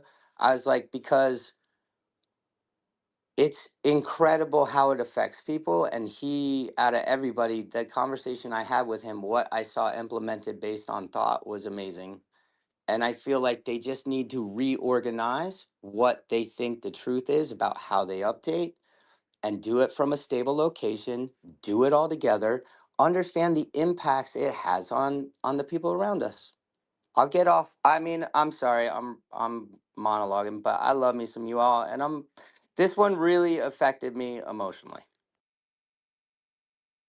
Hang in there, dude. Hang in there, bro. I'm telling you, bro. I'm telling you. Like, if you have this same conversation with somebody that's actually been in the mud with you, they might actually be like, or get irritated. But I actually feel you, dude, because what you're feeling is described as tilt in my dictionary, and believe me, brother, I am tilt maximus, and so I feel you, bro. I feel you. But hang in there, dude. Hang in there. Just remember, bro, that the prices that we're getting, they are reflecting all of this, bro. We wouldn't, like, bro, you guys are rich, bro. I'm not rich, bro. Right? I'm just some kid, bro. Yo, Right? Greensifer, the reality is we've come so far. It's time to handle these things with more responsibility from the top down. No, That's all. I I It's just a shift. It's a shift in we're a scrappy bunch that makes it happen no matter what, and we're all out here to push till we have a centralized goal of growing this platform from the inside out. And that's what we do every week in the CBD, and why we build is we're building from the inside out. And it's now time to go from platform stability out. I mean, bro, the platform has to get good too, right? Like, imagine if we still had like everything before all these updates. Even I would have left. If I came back right now and Decentraland was just the same, like, WebGL hosted client, I mean, I'm lying. I would stay still. I would still stay, but I wouldn't be as excited, bro. Like, all those updates, all that tilt, someone had to go through it, bro. I know it's unfortunate that that tilt we have to go through it, but I'm telling you, bro. Like, the result of going through all that tilt is like what this beautiful thing has become, bro. And it's only getting better, bro. It's literally only getting better. I know it's so exhausting. I'm exhausted too, dude. I can't imagine how exhausted the rest of you guys are, bro. Oh my god, right? But I'm telling you, bro, just hang in there. What Decentraland is actually really, really good. Like, the team, the foundation here is actually not a rug, dude. Everyone's a rug. Literally, everyone's a rug. Decentraland is 100% not a rug. This is. Listen, and I'm 100% with you, which is why I spend my days, nights sideways here. I fucking love this place more than I love most of IRL. You know what I mean? I really do. But everything you said is the truth. But if people get to the platform and they cannot get there at any given time, then that all the work we did is that off button, Bro. you know? Like, at the end of the day, I don't even care about them. I care about Stability's you. got to start. I care about you, mate. I care about my friends here. Like, at the end of the day, bro, like I'm not prioritizing new users, bro. I'm prioritizing me having fun with my friends first, bro. Right? So, like, these new users, if they're not having fun, bro, good for them, bro. Like, as long as I'm having fun with my friends, and if they want to be my friends, then they're my friends, and then they're gonna have fun too, and I'm gonna have fun too. But it's like, bro, if I'm like stuck here thinking about how to please everybody and every single new user, bro, I'm just gonna put myself in a miserable place, bro, and then it's not gonna be fun for me. Yo, I get it. And either way, like my go we need to me for our next chapter, in my head, in my heart, it's like 10,000 new people to welcome, right? Because we have everything we need to be successful. It is so fun, but stability of letting those people in is a huge part of the reality. Updates got to come from the top down, from a point of change, and not every day, because when you lock people out, it isn't, it's a goodbye. But bro, like, we have to also understand the type of people that are in the space, right? Majority of the people here are like, I mean, Decentraland's kind of clean, but we have our own version, right? But like volume bros, right? Or just farmers. These people come here, bro, and they'll just come, they'll tilt you, they'll ruin your energy, and then they'll leave, bro. But the people that are actually staying here, right? In my opinion, bro, those are the ones I want to make sure, bro, are like good, bro. Because those are my friends. The people that actually live But here, stay and here, you those are got my it people. again, Green Suffert. Those people were locked out too. I know, but they're not gonna leave because they've been through worse. They've Oh been no, through for worse. sure, dude, for sure. It's just a change in strategy, and that is ultimately what I get back most from the people around us. That is their barrier, is the fact that every time they go, there's an update, their wallet gets disconnected, or there's an update that affects their computer or them where they can't participate. And all I'm saying is the stability for our growth for this experience, I think is that we're at a critical point where that's very important. I agree with you, dude. I agree with you. And bro, just remember, it is gonna be okay. These guys are actually so sick, dude. Like, I would, bro, I wouldn't say this unless I actually mean it, bro. Like, I'm not gonna argue on the internet for shits and giggles, for fun, right? But it's like, bro, I love this place, bro, and I'm telling you, bro, I understand the issues you're facing and the problem and the frustration, bro. It's so tilting, bro. I understand it, bro. But I'm telling you, bro, it's just like how you're going to push past it, bro. That's the type of core community Decentraland has built over these 9 years, bro. Right? So the people that are essentially tilting you, right? Because they're sharing their frustrations with you, right? And it's kind of adding to your frustrations. And so your plate of frustrations is kind of getting full, right? But I'm telling you, bro, these guys will just not be here, bro. And if they're here, bro, then you should know that they were just, trying to talk to you as a friend. They weren't really, trying to like make anything of it, but they were just trying to like share their frustration with you. Because even though the like, what you're saying, the updates, it kind of disconnects you, bro, like, when it reconnects, you're back at it. You back at it, and now it's not disconnecting, bro, because the update already pushed, right? And I agree, until the next update that gets pushed, you're gonna be like, yo, book, right? But bro, it's you just push past it, bro. It's getting so much better, bro, in my opinion, bro. I'm telling you, bro, like, we can't get capitulated here. This is We literally are like, saying the same thing, yeah, Christopher. I we love are. this place with all my heart. Like the people, I am so grateful for this moment right now, for building with y'all, for you being tired, helping me get through. Dude, I had a DJ yesterday that I live with in my 20s, and I ended up like, I have been begging him to try this. And we got it all set up and we did all the things. And he last minuted, tried to set up OBS with me. last night, and then like it didn't work out for him, and I had to be like, "Yo, your audio sucks." I didn't want to tell him. We waited a whole hour because I was afraid. Just ask Mute. But we keep going, and I said, "Look, it's gonna work out better next time. We'll get, we'll figure it out." But it's those experiences.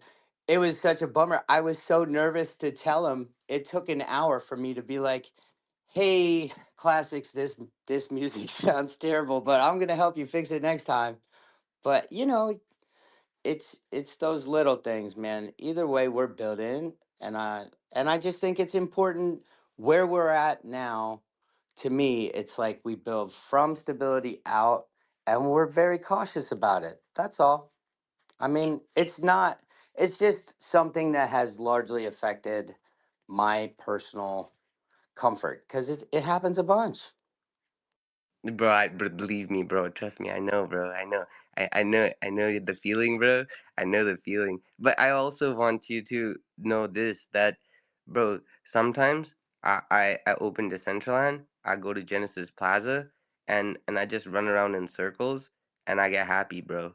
I'm telling you. It sounds stupid, bro, but I'm telling you, I actually genuinely get happy just running around in circles in the little ring road in the middle of Genesis Plaza.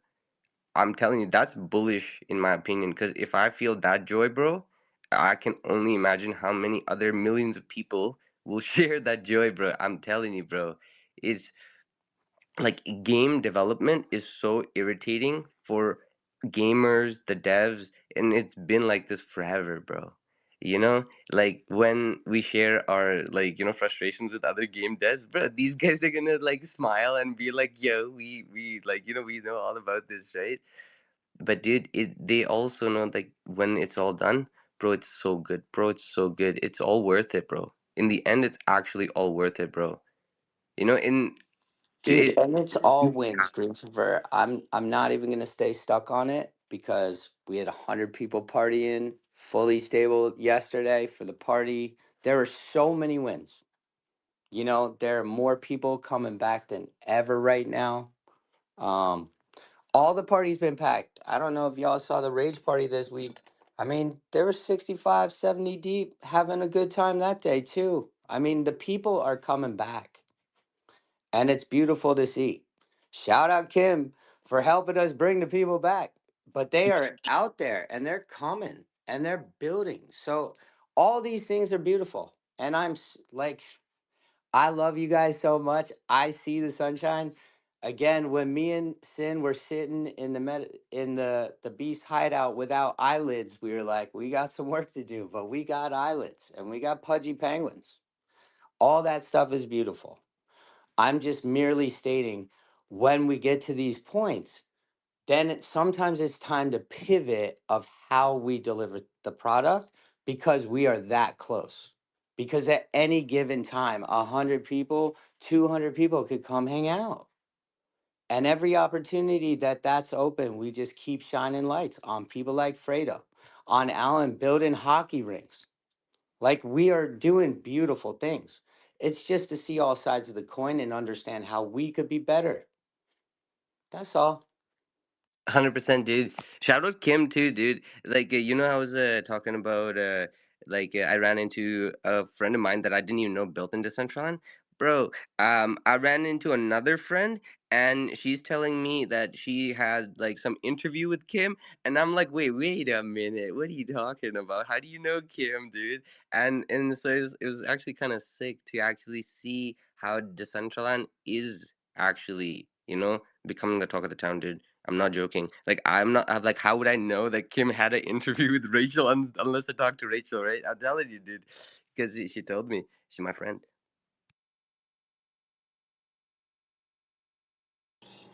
And good morning. I think Kim, you came up as a speaker. Hopefully, you hear us okay. Hi, everyone. Good morning. Is everyone recovered from the cake fight? There were a bunch of hungover people laying on the benches this morning, and I immediately pelted them with more cake. Ruthless. I'm going to be There's finding cake in my hair for days. I know there's something beautiful about logging in and like immediately choosing violence. Not even a hello, just like I pelted Jim Cedric with cake and then I said hello. It's like, wow. Yeah, The that was beauty epic. of this community. I just wanted to say I was listening, and I'm going to totally butcher your name, Greensifer, I think. The part of just joy of running around the plaza made me laugh out loud and so happy. I want to like clip that and send it to the team, because I think it was just it's true. Like there's all these little live in the moment moments that have been happening in Decentraland lately, like getting pelted in the face with cake, or showing up to a party and Vlu's there, the DJ from Twitch, and like dancing next to you and commenting on your outfits, and Rishi sending her boots, and it was just like there's all these moments that are really happening, and it's the you had to be there type of moment, and I think that's what's been making it so fun for people to come back to. So I just wanted to nod on that, like people returning, that's not us at the foundation making people return.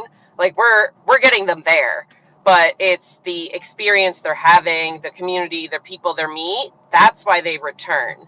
They don't show up, they show up for the thing the first time, whatever the thing is that maybe, we sold to whoever it was, but they come back for the people. And that's obvious. I've been doing a million interviews, talking to people, getting quotes. We're working on new branding and messaging and all that fun stuff. And every single time, no matter who I spoke to, a new person, someone that's been here, since the white paper days, every single person was like, I met this person. And it just spirals from there. And so I just wanted to say it's all of you is why people are coming back. It's not us. We may help them get there and understand the why we exist and the value it gives them and why they should try, and make totally hear you on the like why they should get all the way through that onboarding process that we are working on and fixing. But like it's the why they stay is the moment that they had, and that's a conversation, that's a vibe at the party, that's the friend request that came in when they weren't planning to talk to anyone. That's why they stay. I agree with you 100%. I like, it is like shout out Canessa Sinful and everybody here, dude. Like, that is why we stayed, bro. Like Decentraland is amazing. Like, Kim, like shout out you guys also. Like obviously this is like incredible tech, right? But I agree 100%. Like if it wasn't for my friends here, I wouldn't. I wouldn't even I would be like, who cares? you know but I love coming here. It makes me feel better, and like having a whole visual environment is even better, and it's so awesome because it's even getting even better, bro. So it's like, why wouldn't I be here instead of like like trying to find reasons to be here? I find myself finding reasons why I wouldn't be here, and I run out of them, and I'm just like, yeah, I should probably go there then, right? It's like, yeah, it's okay, you know but I don't know. Yeah, it's that where else can you hang out in real time, immersive with people across the world? Like outside of this experience, like I don't have friends that are hanging out with me from India, UK, Argentina, in America at the same time having the same experience. Like that's incredible. And where else do you do that in a way that feels like a real moment that you talk about? You could do it through text chat in a few ways, but like it's not a moment. It's just a conversation.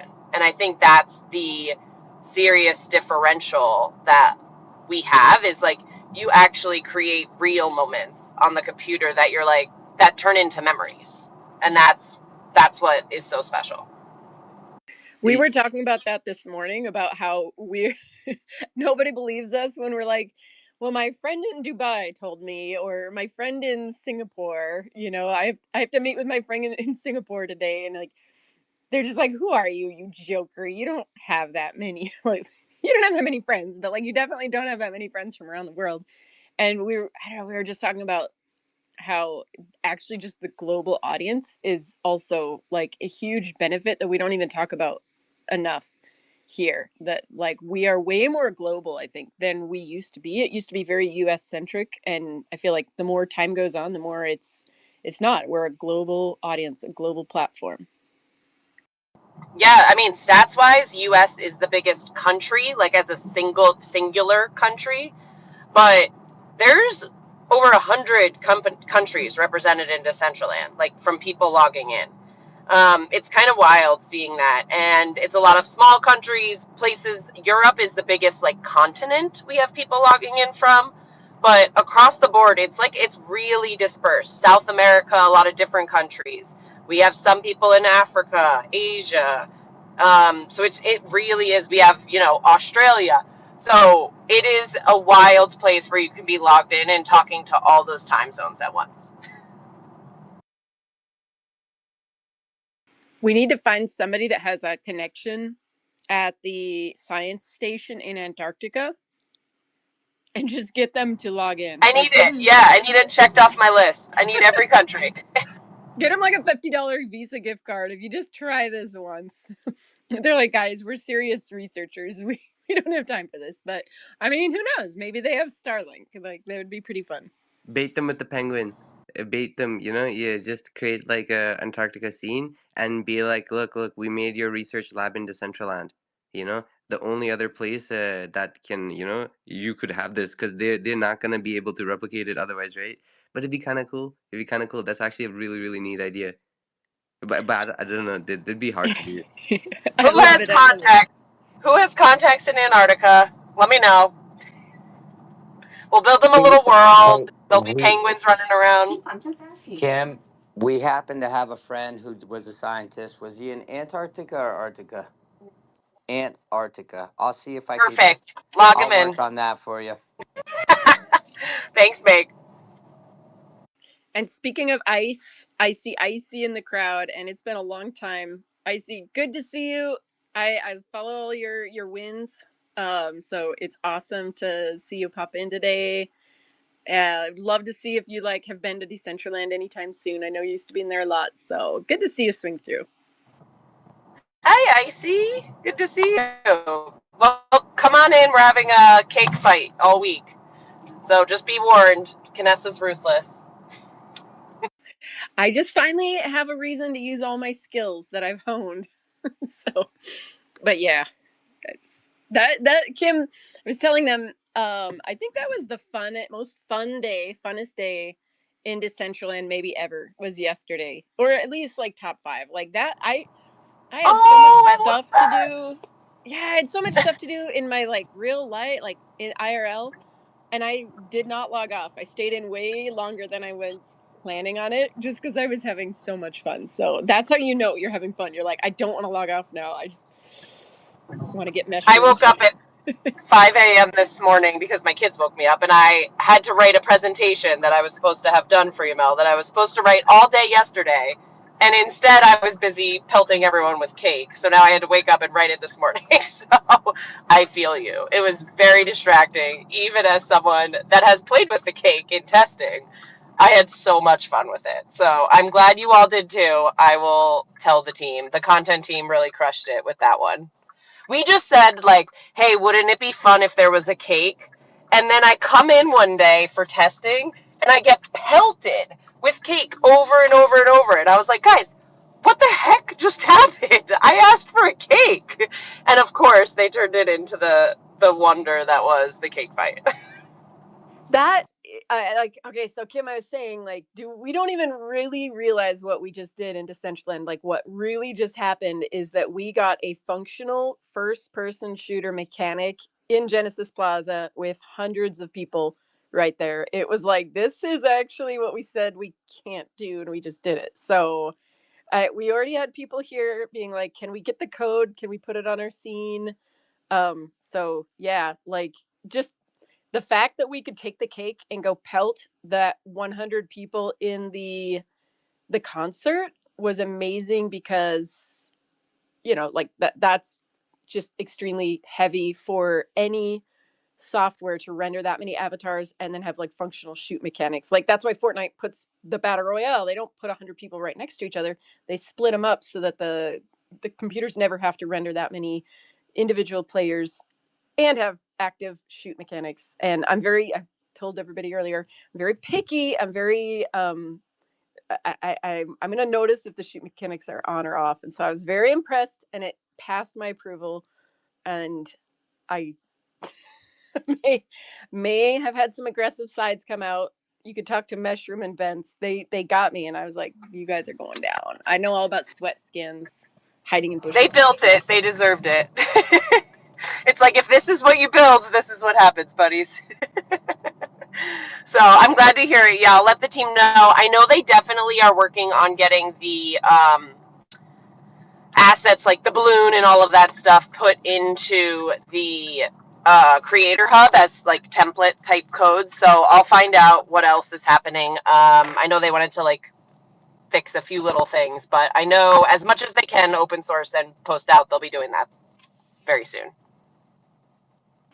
That is really cool. Yeah, it was fun because I came in, I was there for like 20 minutes, just enjoying it. And then all of a sudden, like, I think it was Mushroom that got me with the cake. I was like, wait, like, what? Like, oh yeah, that was, it was nice that it was a surprise like that. And I actually did not go on X. I think the update was released probably my time, like late at night, and so I did not want to It was see any of super the early. surprises. Yeah, like I It was didn't want to super, super see it. early for you. Yeah. Yeah, yeah. So I was like, no, no, no, I can't see it. I want to just experience it as it happened. So that was great. It was It fun. was so funny because we were debating what the surprise was going to be, and I was like, "Oh, it has to be the pigeon. Like, if anyone shows this pigeon before the party, I'm going to lose my mind." And because we were testing it, so we had to like get it and test it and make sure it worked, and make sure you could wear the pigeon and throw the cake. And so I was like, if someone drops this pigeon ahead of time, I'm going to be so mad. And it's funny because I think the pigeons are hilarious, and I absolutely love them. They kill me. But I think the cake was a bigger surprise than the pigeons, and I wasn't expecting that. I think for me the cake was definitely that was a hit. That was it. We talked about it earlier that maybe I'm too competitive. I don't know. I don't know. Like that was a good one. And simple, small, fast. Anybody can join. That's totally what we need in little games here. Yeah, and it's gonna stay up. I'm pretty sure till March 1st, at least most of this week. So get in, schedule some cake fights, and have some fun. Awesome, awesome. And I know Make had some, you were just talking about onboarding new users, and we were just talking about like yeah, maybe just knowing like what kind of updates are coming, like when they're coming. And it sounds to me like Make maybe just uh streamline like the basic, like the overall summary of the things that Make is looking for, because that is an important part. Like if somebody's onboarding other people, and I feel like Make out of everybody is that person. Like Greensifer was talking about, Greensifer enjoys the world he's building. I'm building, but I'm not actively like grabbing people from the outside and bringing them in. Oh, I see Make's coming up, but just like it's definitely going to be a pinch point for Make more than me, or more than Greensifer, or more than other people. But I do want to like Make. I want to let you, speak your words. Hopefully you're up here right now. First and foremost, thank you, Kim, for saving me during that process and doing everything you could to help. Because so, I mean, just so everybody's got a quick one, and I'll keep it short, but we had worked with DJ Vape to bring the E-Apes to convince the founder to get add us in their Discord, give us a channel. They put up almost 300 plus in prizes for the community, even welcoming a bunch of our community. And it took a lot of different layers, right? By the way, y'all should come and support the E-Apes on Sunday over at Mary Sharks. Anyway, and this update unfortunately really cast out almost everybody in that Discord from onboarding, right? The bigger thing is it's Our biggest response, I think I bring in a lot of users to this platform. I have over this year, and the biggest stuff that we get back, one, is a lot of people don't like every time they turn it on, it's updated, right? Because a lot of times their wallets are disconnected and you have to go through the process. They don't understand that, right? But even more, it's like updating without cause, without a major fix in place, and then working from the stability of our platform outward. And when multiple people have the opportunity, and I say multiple people, oh, I lost Kim. Anyway, yeah, I'll finish the thought. When we can push updates that are not a mandatory team effort, we open the door to major flaws happening, and they've happened 3 times in the last 3 months where it greatly affected a large group of people. And at the end of the day, what we're breaking through is past FUD, who we used to be versus who we are. So when people come to the platform and they can't get in, and it's not for like an hour, but like days, that's an issue because we're re-identifying the old connotation. And I'll leave it at that. Make I think like yeah, it sounds like something more than an AMA, and I've got other like there's other issues that I would like to see the community address more than just a question in AMA. Like this seems like a bigger question that I needs think more it's a philosophy change. thoughtful, well, like a more thoughtful response, like a yeah, just like I an think it's ongoing conversation.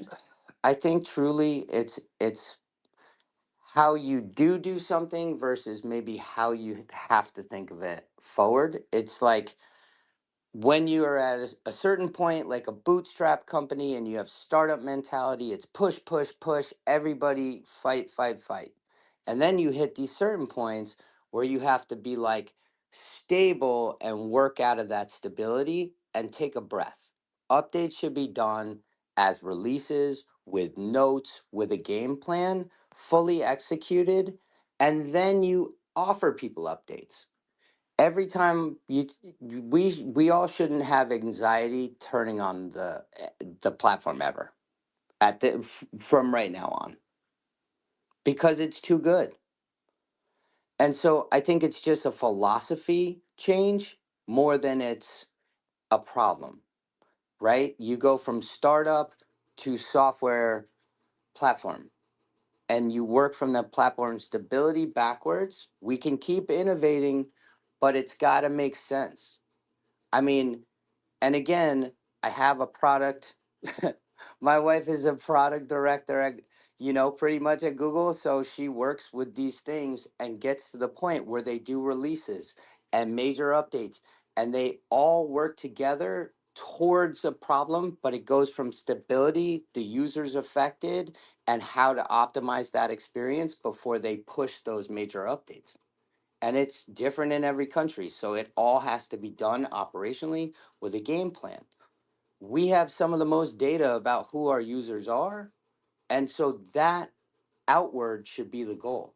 Like these super high end computers, and like even people who last year or 2 years ago got a gaming computer, great. Let them go to their settings. It's like instead of going from the max down and telling everybody, we're downgrading, or you don't have enough, it should be like how to optimize that experience for somebody with the brand new supercomputer at the top.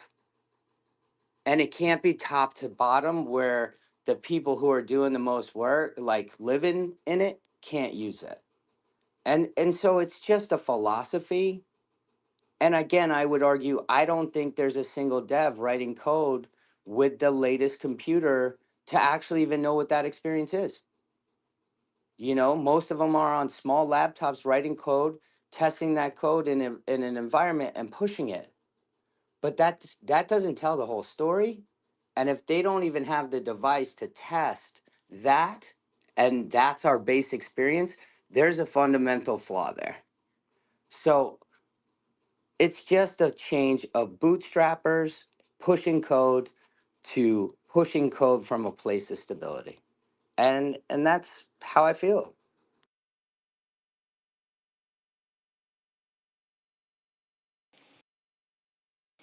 Thank you, Make. Kim, thank you for hopping back up. Yeah, sorry, I'm late for my son's baseball, so I got lost. But I'm here. So I do need to drop off in a second and go be mom. But I talk to Make regularly. We worked through some of those issues. I have a list of bugs and stuff that the team is working through, but stability and onboarding is number one this year. I mean, there's no way anything else. You can't grow without those two. Full stop. Like there's nothing else that can happen without those two happening. Um, so we have processes in place that we're working through, finding anything that may slip through the cracks. Usually it's an edge case situation, but I know the team is working through, great, how can we auto detect based on the computer you have what the settings could be so that it's easier? How can we start at the lower settings and tell people to upgrade? Totally. Make, like, we've been thinking through all of that. As you all also know, mobile is very close. We're in like the testing. Thank you to everyone that's testing mobile coming on that side. So that'll be our lower end device option for people that aren't able to make it on desktop. And I think it through desktop should be your fully immersive, like, long experience option. And then you have mobile, which is like your check-in, your I'm new, I just want to see it and I want to use my mobile type of experience. And then we're working through also just how is it easiest for new users. So that is what me and Andrew, who's our new growth lead, Alvaro, head of product and engineering, are like 100% focusing our time on, is how is that new user and onboarding flow the easiest it can be across the board. And then also, how do you maintain stability as we grow? Like we said yesterday, we had 100 people throwing cake, having a party, live DJ, all of that, which was awesome. And it did better than anything I think I've had, where we were still able to throw cake, everyone was emoting, it held, it was awesome. So we're getting there, and it's a long road, but it's been really fun. And this is the year for growth, and that requires stability and onboarding. So 100%, that's what we're focusing on. And you'll see a lot more of that. So less new features and more like double down. So just expect that. Kim, you and again, I cannot stress like how grateful I am for you jumping into action and really helping that through. The one thing that has been amazing through that experience, and it's gonna topple on what you say, like we still got about 30 new users, right? Brand new from Seoul, okay, who generated wallets through Gmail accounts or whatever, who then went and collected badges and wanted to see them and put those wallets into a wallet that they could use. And then some of them were like, "Oh, they came back last night." Like we, through it all, we had at least 10, 15 of these people. Their events is tomorrow, but they literally came back and then they're like, "Oh, it's good on the phone. How do I get on the client?" So it really did, first of all, save the day, but it also it's going to have reciprocal that they came and they wanted more of the experience. They wanted to hear the music better. They wanted to take part and they joined. So it's like the the use case versus the data and how successful ultimately that is and was is beautiful in itself. These are all wins. And man, it's also just awesome if you want to go support your friend and you want to be somewhere, but you do have to take your kid to baseball practice. Like I was at Rage and I wanted to keep raging, but my daughter really had to go to tennis. And I was so happy to be in the car with my thing on, just it being with my friends. It really took my fear of leaving the house to a new height. Don't you start calling us out, Make, because there's nobody here that's going to be at swim lessons or soccer games with Girl. Decentraland running on their phone in their pocket. Not that that's ever happened in the past with X It's cases. just heaven.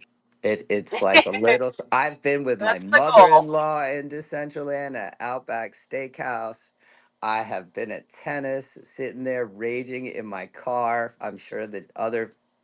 It really is Dude, fantastic, but even more it really is a softer gateway in. It is like a Totally. pre-check to coming, because at the end of the day, even though it's the same amount of risk between your phone and computer, people are willing to try apps and log in and give something a go, and it's been so awesome. Last night Sin and I were sitting there with DJ Vaped and seeing these guys trickle in from Europe and like all these places who were excited to try their E8 wearable, and I think three of them turned around and went from their phone to the computer.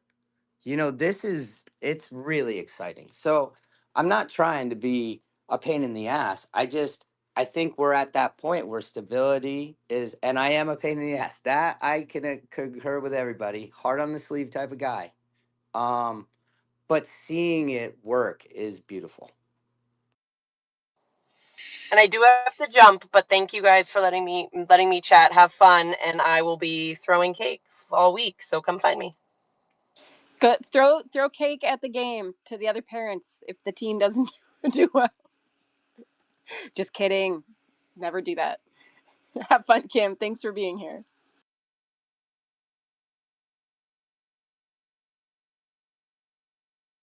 But you all know that I have wanted to do that before, you know. Um, I think we need a competition, like a contest. The craziest spot that you can be IRL with like Decentraland on your phone. Because I'm just gonna climb up to the top of the mountains, and I'm gonna be on the top of a mountain on DCL.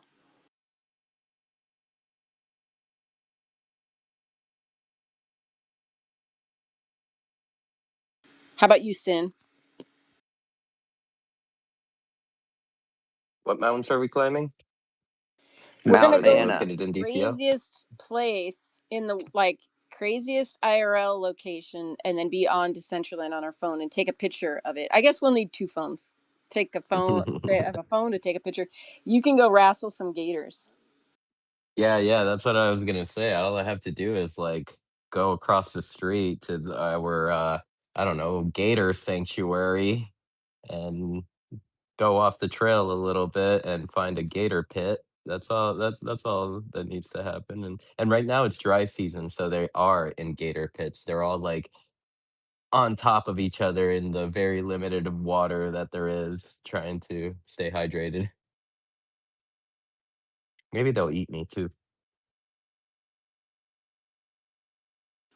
Well, we don't want that, but yeah, just get it on film if they do, because you know it won't help you much, but we're gonna have a good time. We're gonna put it on social media and everything.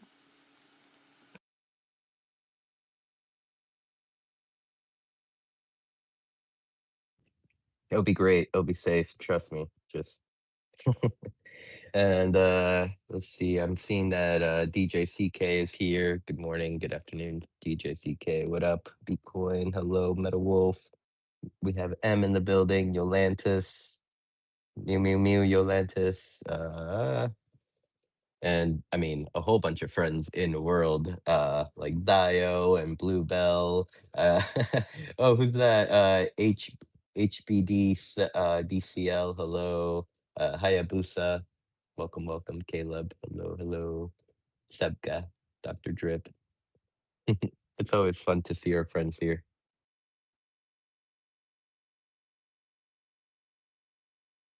This I'm sorry for being so quiet today, but this headache has been like kicking my ass. It's just been getting worse and worse as the day goes. Oh no. Well, I had coffee. I had a headache too, but I had coffee and I don't know, ibuprofen, which really isn't good for headaches, but I don't have anything else. So drink water, drink some coffee, get some electrolytes. Yeah, yeah, right. The coffee will provide the electrolytes. But yeah, that's one thing about, and I probably already have, like some of you already know, it's like I can be on my deathbed and you'd have to force a pill down my throat, like stick finger in my throat and push it down because I don't take that stuff. I I think the day that something happens, they'll be like, okay, you have two options to take this this medication or die, I'll be like, I think I'll pick the dying option. I don't want to take your stuff. All right. Well, you just go over there and suffer. I'm gonna take some I pills know. and drink coffee and then get get on with my day.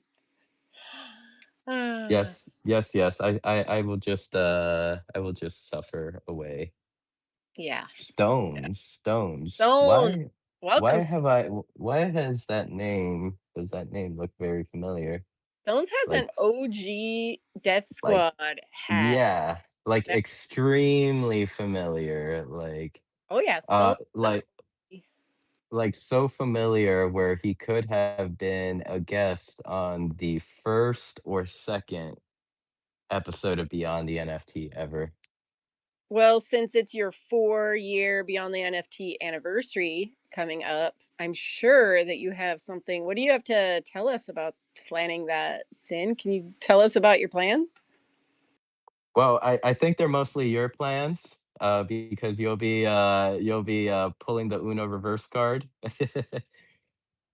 Oh, that's right. Yeah, guys, we're gonna interview Sin for the 4 year. So let's get like every question like that we want to ask, like the hard stuff, and then put him on the spot. Like, why Yeah, don't you remember. take aspirin? Like, what do you think the aspirin's gonna do to you? Oh my God, it'll be very fun explaining these nuances of Mew. So, Um, is that this week or next week? Like, this you have somebody for this week, so believe it must be next yeah, week. yeah, I believe next week the first. Yeah, or the second. Yeah. Yeah, yeah. So it'll be not this coming Monday, but the Monday after. Uh and gonna try to set up a like OP badge for this and stuff like that. Um and yeah, not too sure what else. Oh, dude, you're stalking Stones on screen. This is awesome. What a way to Of welcome someone. course. Of Nothing makes course. you feel welcome than being like, there's people talking, everybody's here, and then they're like looking up your wallet and talking about you Look publicly. at Stones. Stones is gonna be like, I'm out. I'll, What up, Stones? I'll come back in another 2 to 3 years. You guys are still weird. Yes, Stones, we're still weird. But happy you're here. Hope you've been doing good. Hope you've been, continuing your pursuit and making music. And uh yeah, I really appreciate you being here. I love that he's got the stony shirt. That's awesome. And it's so cool seeing people come back. Big shout out Jason Summers. That guy is a legend goat walking. Jason Summers is like the first person I think I ever noticed. I don't know if the Chibi Cat party came first or the toga party at MetaZoo. Because at MetaZoo, I saw some weird guy wearing a hat named Aaron Loop. And then at the Chibi party, there was this guy in a green kimono. It was Jason Summers. And those are like the two people I actually remember. But I don't know which one I saw first. I'm trying to think. I mean, at least for like my train of thought, I feel like the toga party may have come first because Yeah, maybe so. like but like then again, like I remember like the Shibi build. I didn't really know like when its debut was. I was just seeing that events started being hosted there. Those were crazy times. Yep, yep. No one knew what was going on. We were just living. We were just metaversing. We were just having fun, but now we're making the fun. And this week for Winterfest, I can't tell you how fun the hockey game is. Have you gotten in there and sneaked in and played it yet? Of course, we went in there for Beyond the NFT. We have to get our outfits ready because it's either red or blue. Well, I mean, I know that the organizers of the hockey event have provided each team with a color-coded helmet and a hockey stick. Yes, but we need all the whole outfit to match. So let me see. Do I have anything that looks like a hockey jersey? I think I do. I think it's blue, but I think it's in a different account. So I'll have to search. Have to do some searching on that one.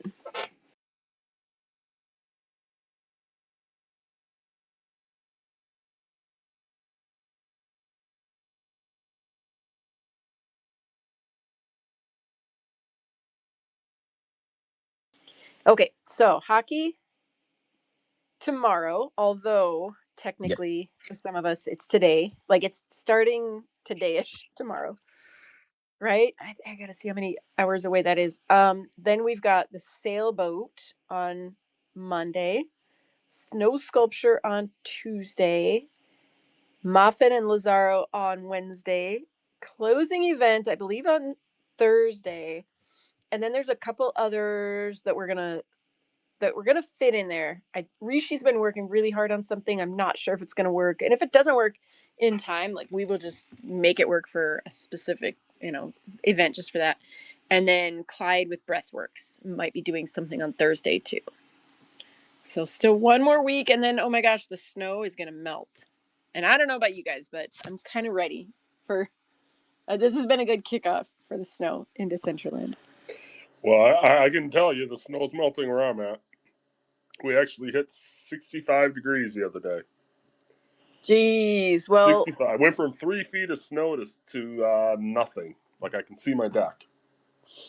my snow is gone, and like it's been a horrible winter. The ski resorts are not happy, and it's going to be a horrible fire season. I'm just going to burn up this year. The whole west is going to burn, just to let you know.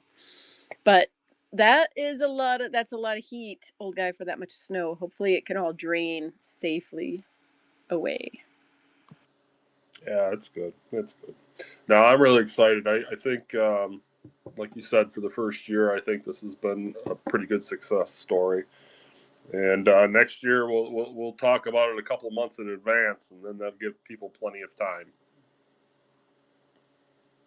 Yeah, and we can recycle these builds. I think that's the best part. And then also, like, some of these, the build mechanics, we can just use throughout the year. Like if you can, I don't know, I'm thinking like the curling, you could take that, and instead of like a curling rock, it could be like a little heart for Valentine's Day, or an Easter egg for Easter, or pumpkin curling. Oh my gosh.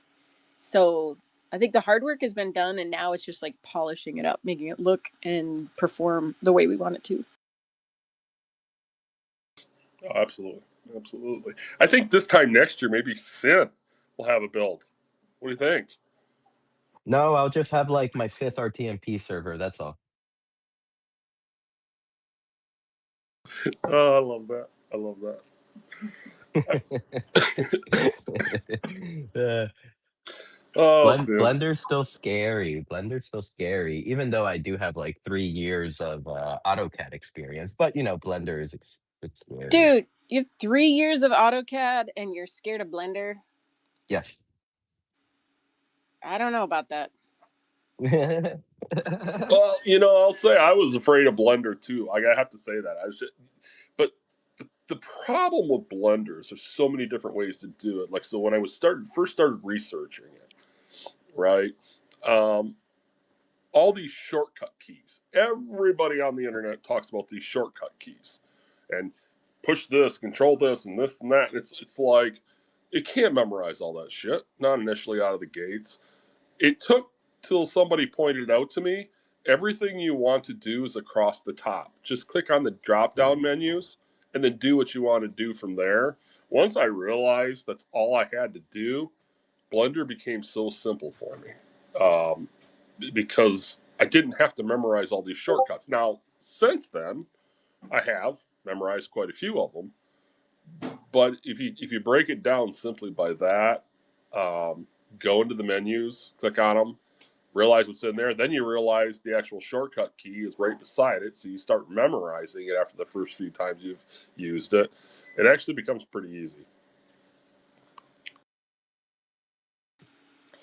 Yeah, and I think just muscle memory, just getting in there and like finding the way that works for you, not the blend, not the donut tutorial, not Canessa's tutorial, like you, like, you know, and I always have people tell me, like, if I do something like, oh, there's an easier way to do that, and I'm like, I know there is, but like this works for me, and so right now I'm gonna do what works for me. I love that. I had same thing here. Somehow Yeah, in CBD, sometimes they're like, "Well, all you've got to do is this," and I'll be like, "Yeah, but this works for me." I know. Like once you get that muscle memory in there, it kind of does like stick a little bit. Like so, that's just like sports players. That's why like making sure you do it right the first time is really important. So don't follow anything I do. Don't follow my tutorials because I'm probably gonna lead you down the wrong road. But shout out to Fancy with everything Fancy's doing. Thank you for like following those tutorials I make. It means a lot that somebody's actually like doing them because otherwise I'm like, I don't know, like maybe I'm wasting my breath, but it's nice to see somebody doing that. Well, And if I, it makes you feel any better, I do sneak on later in the evening. I'm never there for the lives, but I do usually watch them, and I have picked some things up off them, just so you're aware. Thank you. Go ahead, Stan. Were you unmuting? oh, I was saying that I got back up in world. Peter Parker Web3 says mods. I did crazy AutoCAD work for 10 years and Blender scared me out. So yeah, that's what I'm gonna push back with. Come back into the fold, Peter Parker. We got you. Blender's scary. I mean, cursor is not scary. Well, here's the thing, Sid. I do know people now have actually implemented AI directly into their Blender. So all they're doing is prompting their scene. They don't even need to know how to use Blender. Now, it doesn't always work out, but I know there's a lot of people doing it that way now. You're just prompting it. Hey, I want you to build me a mountain. It builds a mountain. Hey, I want you Oh, to I tweak could the try to top. figure I that want you out. to tweak the top so it has a path on it. Boom, it tweaks the top. It's literally it's gotten to be to that point now.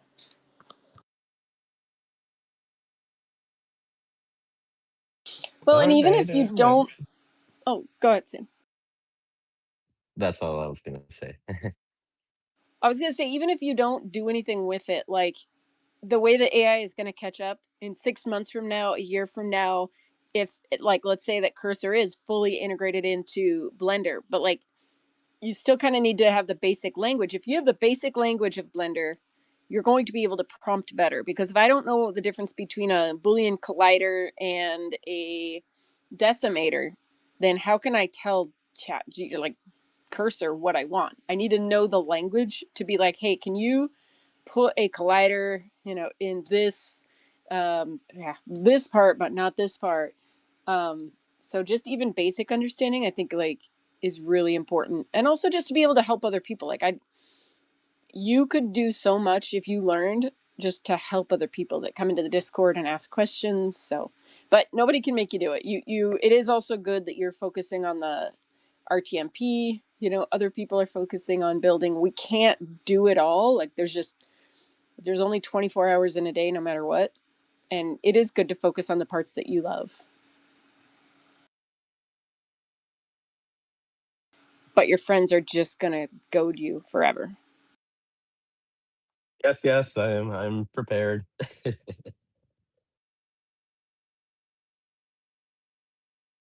Mew Mew loves his friends. And what up, Will the Penguin? I see you pulled up in world. What up, what up, what up? Lovely 17. Old guy is here as Winterfest. I think that's old guy. Yeah, that is old guy.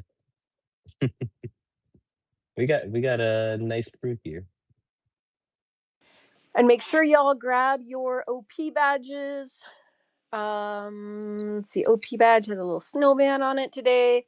And then also reminder, the Pudgy Penguin emote is free for anybody if you go to -89, -85, and you just have to click on the golden egg. Does take a little bit to get up there, and that's going to be there for a while. So if you see a new user who you want to, do something with, that's like an easy thing to take them there. Go find it. I'm sending them out manually, so give me about 24 hours. If you don't get it, hit me up. But otherwise, I'm just sending them out one at a time because I'm old school like that.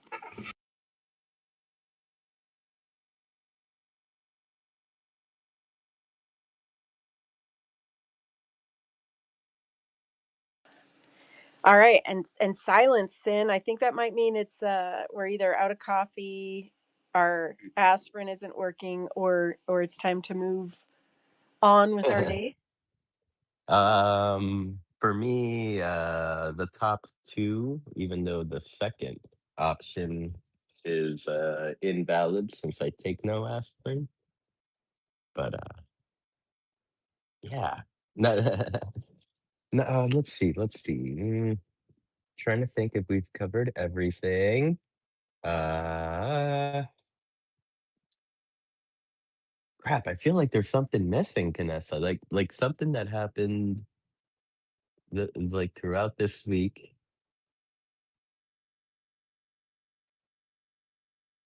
I don't know. Yeah. It could be a good time to start winding down. Depends. If anyone wants to come up and shout anyone out or share what you're doing, you're more than welcome to. But if we'll give you like maybe 2 minutes. If not, I'll start to wind down. We'll start to relax, and maybe I'll take a nap before my next appointment. There you go. I mean, I think, Ugh. yeah, I don't know. I think it's just another week, and I'm already like my brain is like, all right, what happens after Winterfest? It was Mardi Gras this week, so like ethically, do a Mardi Gras party after Mardi Gras because I didn't want to do it during Winterfest, but I love my Mardi Gras build. I want to have a party, so I might just. I think I think we live in a new frontier, a new digital world where it does not need to be tied to the everyday norms, such as Mardi Gras being in February. I don't know. Mardi Gras in Decentraland could be in March. Well, Yeah, I agree with that. We are on Decentraland time. true. You guys aren't worried about like the Ash Wednesday and the Lenten celebration and fasting and not eating meat on Fridays. Canessa, I am eating a steak right now. Well, okay. Like, okay. Just was was that like the defeated okay? No, that was my my Catholic upbringing being like, oh shit, is he going to hell because he's eating a steak and it's Saturday?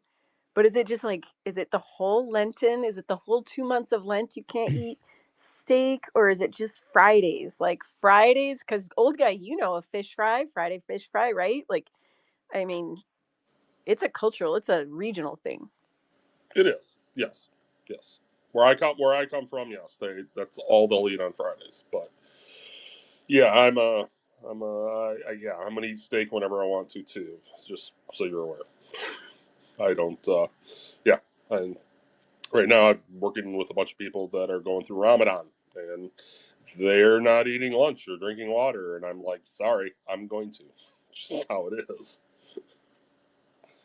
Wow, that's wild. So yeah, I guess like if we're not celebrating Mardi Gras for the religious reasons, which I think that boat left shore a long time ago, then I think we should just have a party whenever we want. And I made an emote for it, and it might be my best emote yet. I don't know. I have to finish it, but I'm so excited about it. Did you just imply or like did you just say that Mardi Gras was started through a religion? Well, of course it was. It's like the day. It's like the last day of partying before Lent. Okay. I What? did not know that was like the Oh, you history of heathen! Mardi Gras. I thought it was just the place when, Oh my you, like, you god. throw beads and you Stop give girls talking. beads Stop and talking they right now. okay, Stop okay, stop okay. talking. I think I, no, no, nope. It's not about the beads, brother. It's Are not. you sure? I'm pretty So sure. okay, so, like, I mean, then maybe it, like, evolved. So, like, what were the beads originally for? So are we gonna say like what came first, the Catholic religion or Mardi Gras beads? I mean, maybe they had a reason for the Mardi Gras beads within the Catholic religion. Maybe it was like, oh, Oh whoever hell no. collected the No, most no, beads, no, no, no, was no. gonna And I be think we're gonna blessed. go to hell if we keep talking and like compare rosaries to like Mardi Gras beads. I think we're going straight to. Oh God. You Oh, do the sign you of the gotta be cross for straight. both of us. You Oh, you gotta be straightforward with me, Vanessa. uh, but good. alrighty. I think this convo has definitely is our signal to start winding down the space, getting ready for the next events that are gonna take place on Decentraland today. Let's see, like 20 minutes from now, Lost Cat will go live. And let me pull up my handy dandy Decentraland events page so I can go down the list. And as a maybe like the fifth reminder, the penguin hunt is going to be live for a while. So make sure to get your penguin hunt or your pudgy penguin email. Um, head on over to negative 90 or negative 89 comma negative 85. Is that your nine piece? That is my baby. Yep. That is Mm-hmm. old CBD stomping ground. So I think that's just what I'm going to leave it as permanently because I don't have the heart to sell that land. That land has not moved wallets since 2019. That's my baby. So this is like a good use to it for it. Yeah, and I mean like there are possibilities or small possibilities that like even you might have a neighbor come back that Precisely. yep, yep. And that neighbor will be a very, very special neighbor to have. And they'll be, I think, it'll be very good, beneficial, not beneficial, what would be the word? Blessing for them to have a neighbor such as yourself. Uh, I will buy you a $50 Robux card if that neighbor comes back soon, just to sweeten the pot. oh, Yep. oh, wow. Oh, Yep. well, now I gotta email him. Maybe I'll email people and Do it. have him communicate. I did just finish interviewing Maximilian last week for Beyond the NFT, and she was a people curated artist. Maybe she got some connects. Nah. I know. I know. Somehow we gotta do it. Maybe start spamming the wallet with NFTs. Like we want you to come back. Just Well, that I think it's a GIF on X of like it's like toxic, but like in the fetal position, oh yeah, yeah. toxic waifu in the fetal position. Yeah, we need to like turn that into an NFT and be like, we miss you. We do, and we need more of those. We should have another GIF push, like another initiative, like make them because there were such good ones. And now we have Yeah, I even mean, better, we have more emotes. we have more emotes, we have better wearables, we have a new client that looks way better.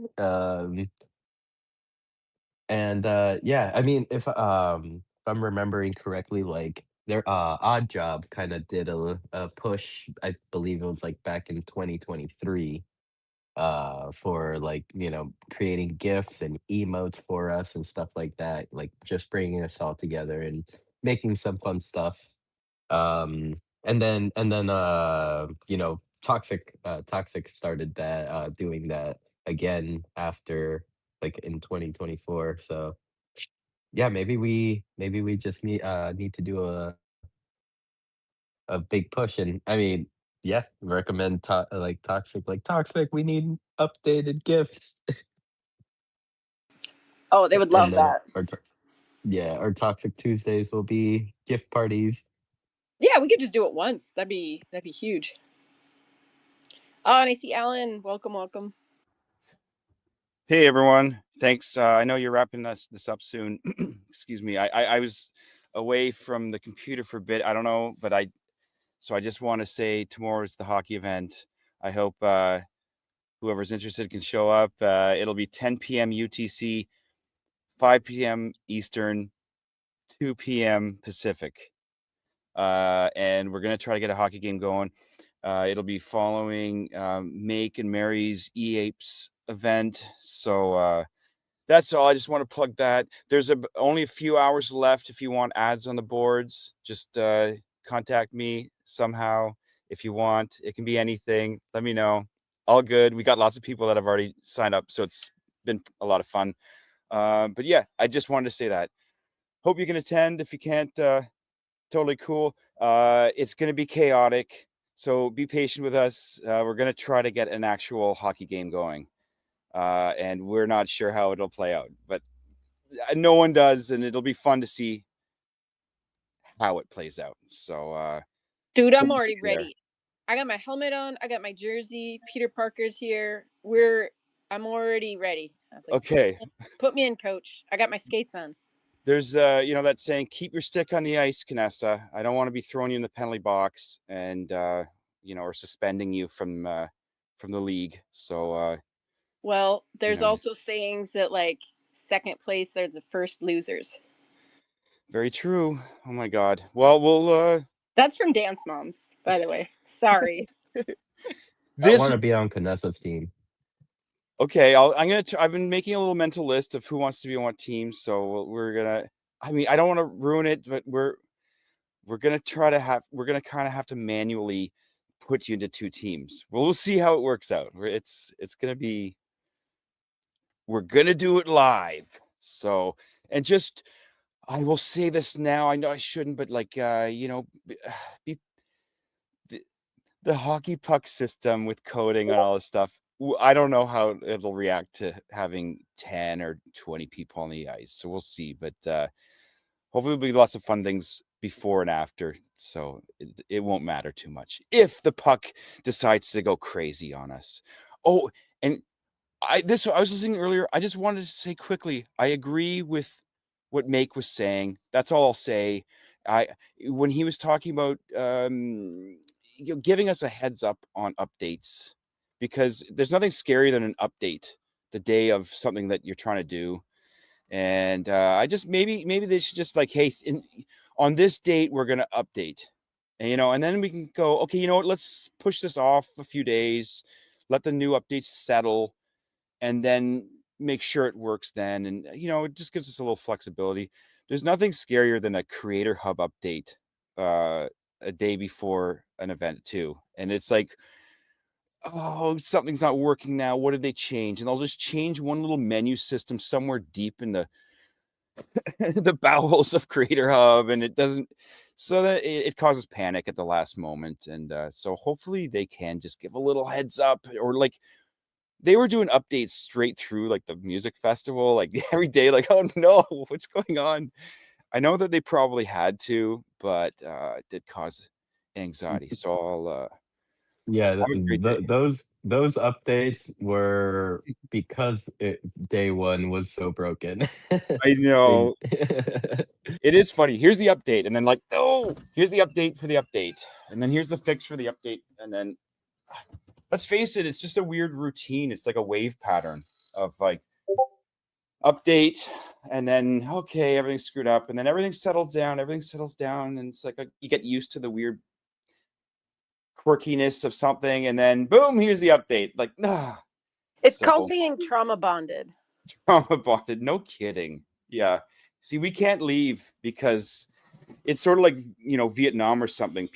We finished their tour of duty and they were allowed to leave and they wouldn't leave because it's like, I can't leave these guys. Like, I can't leave this shit storm and leave my buddies behind. So maybe it is some trauma bonding going on. Yeah.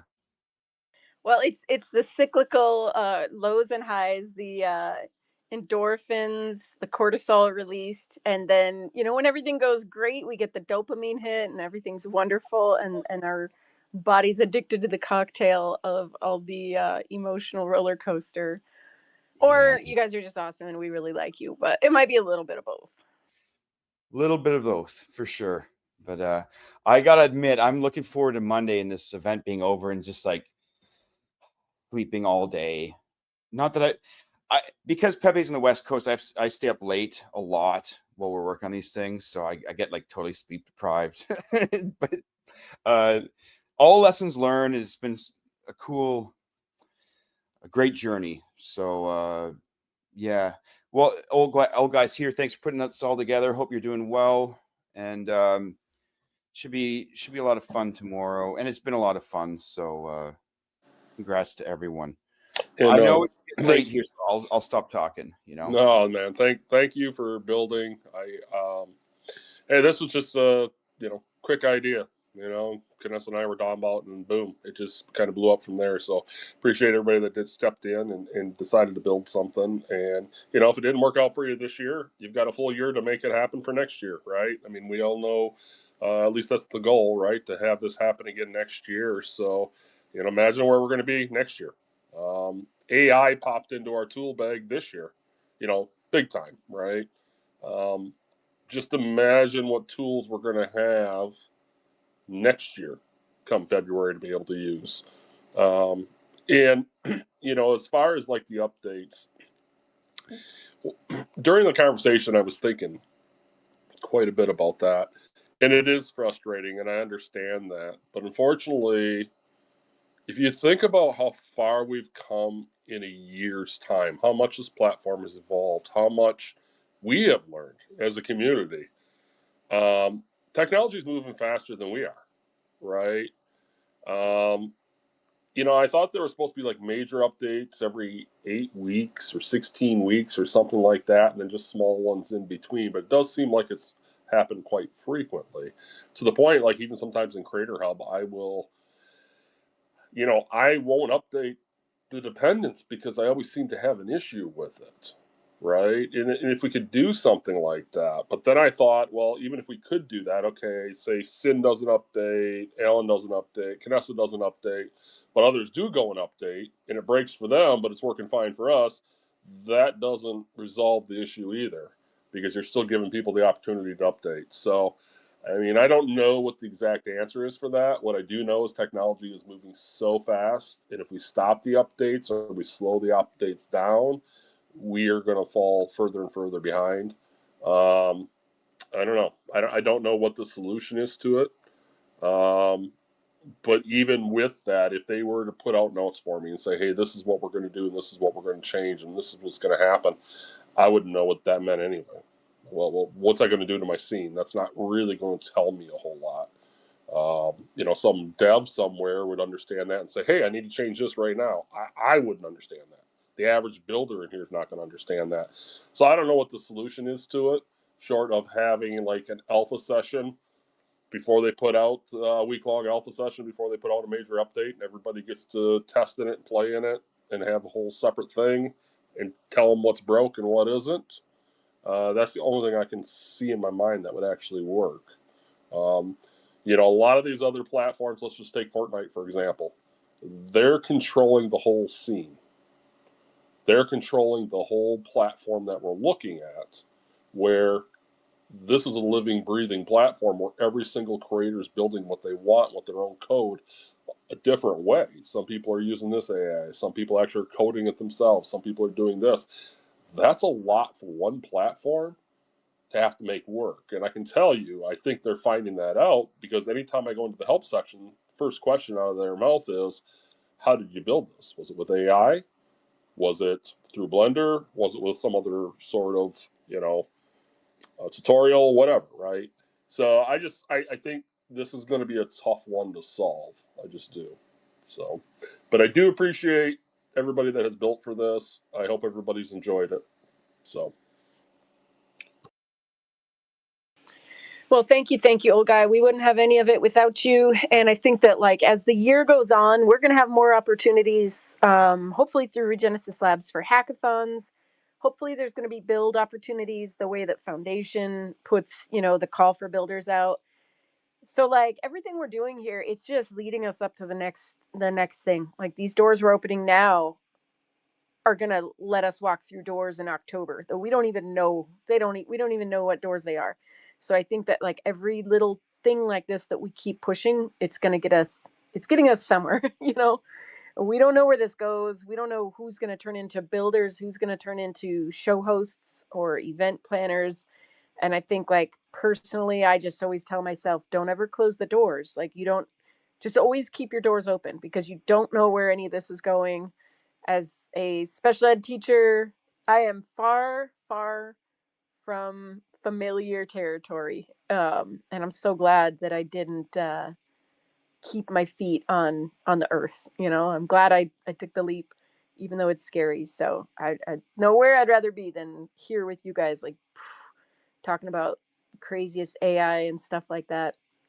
So I think Sin had some issues. He is no longer here. Maybe he is. I'll add him up. Oh, he's got to add him himself back up. Yeah, just keep building, guys. Like, we're doing some amazing stuff. Let's see. Yeah, the other thing I was going to say, Alan, if you, man, I'll tell you what, I see in your future, well, your guys' future, I see in your guys' future, the first Decentraland Hockey League, man. Just like the NHL. There we go. You've got all the makings there. I was on that today. It looks amazing. You tweak it and you fix whatever little problems you got there. There you go, man. You can sell tickets and everything to get into the place. We need that so bad. We need a team. Like, we need teams to come together, like West Side versus East Side. Although everybody, I don't know. Everybody's on the west side of the map. Who knows? Maybe we'll like next Winterfest games. There may be a hockey league update. We'll see. I'll warn you though if I'm going to update. Oh, and by the way, Canessa,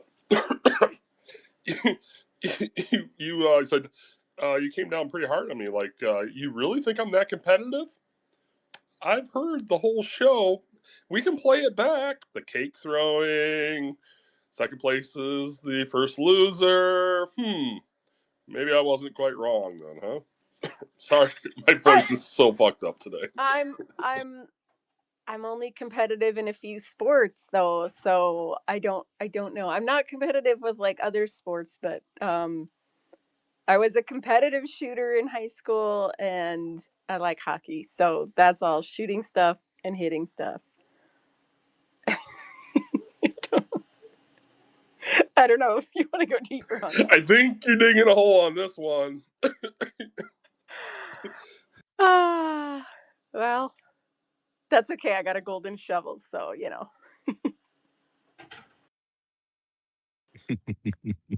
Well, don't worry, Canessa. Your competitiveness is one of my favorite qualities about you. Yeah, I mean, I love I that get too. humbled. I thought it was funny. She said, "You really think that?" Yeah, maybe a little bit, but yeah. Unfortunately, I wasn't able to get the time into code. That bobsled was supposed to be like there were. The way I had it set up initially in my mind is you were going to be able. There were going to be certain turns and certain jumps in it. There is one that actually jumps up, where you were going to be able to get time scores. And unfortunately, I didn't have time to get it coded the way I wanted to get it coded. But it is up, and it was, it seemed to work fine. But it wasn't what I wanted, because I really wanted people to actually race. And then I was going to turn it into the skeleton and throw the bobsled. So maybe next year I'll have that all done and ready to go for everybody. But unfortunately, the game portion of it, I got the shell built and I was not able to get it coated in time before I had to step away for a while. But that's something to work towards for next year. Yes, sir. Yes, sir. I mean, I think that's the great part about all this. It's, this is first try, and there was only a month to put it together.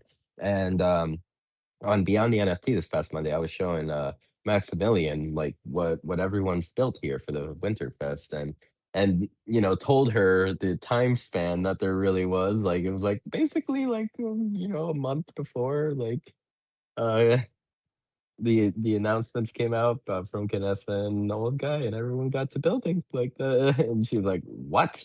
A month?" So yeah.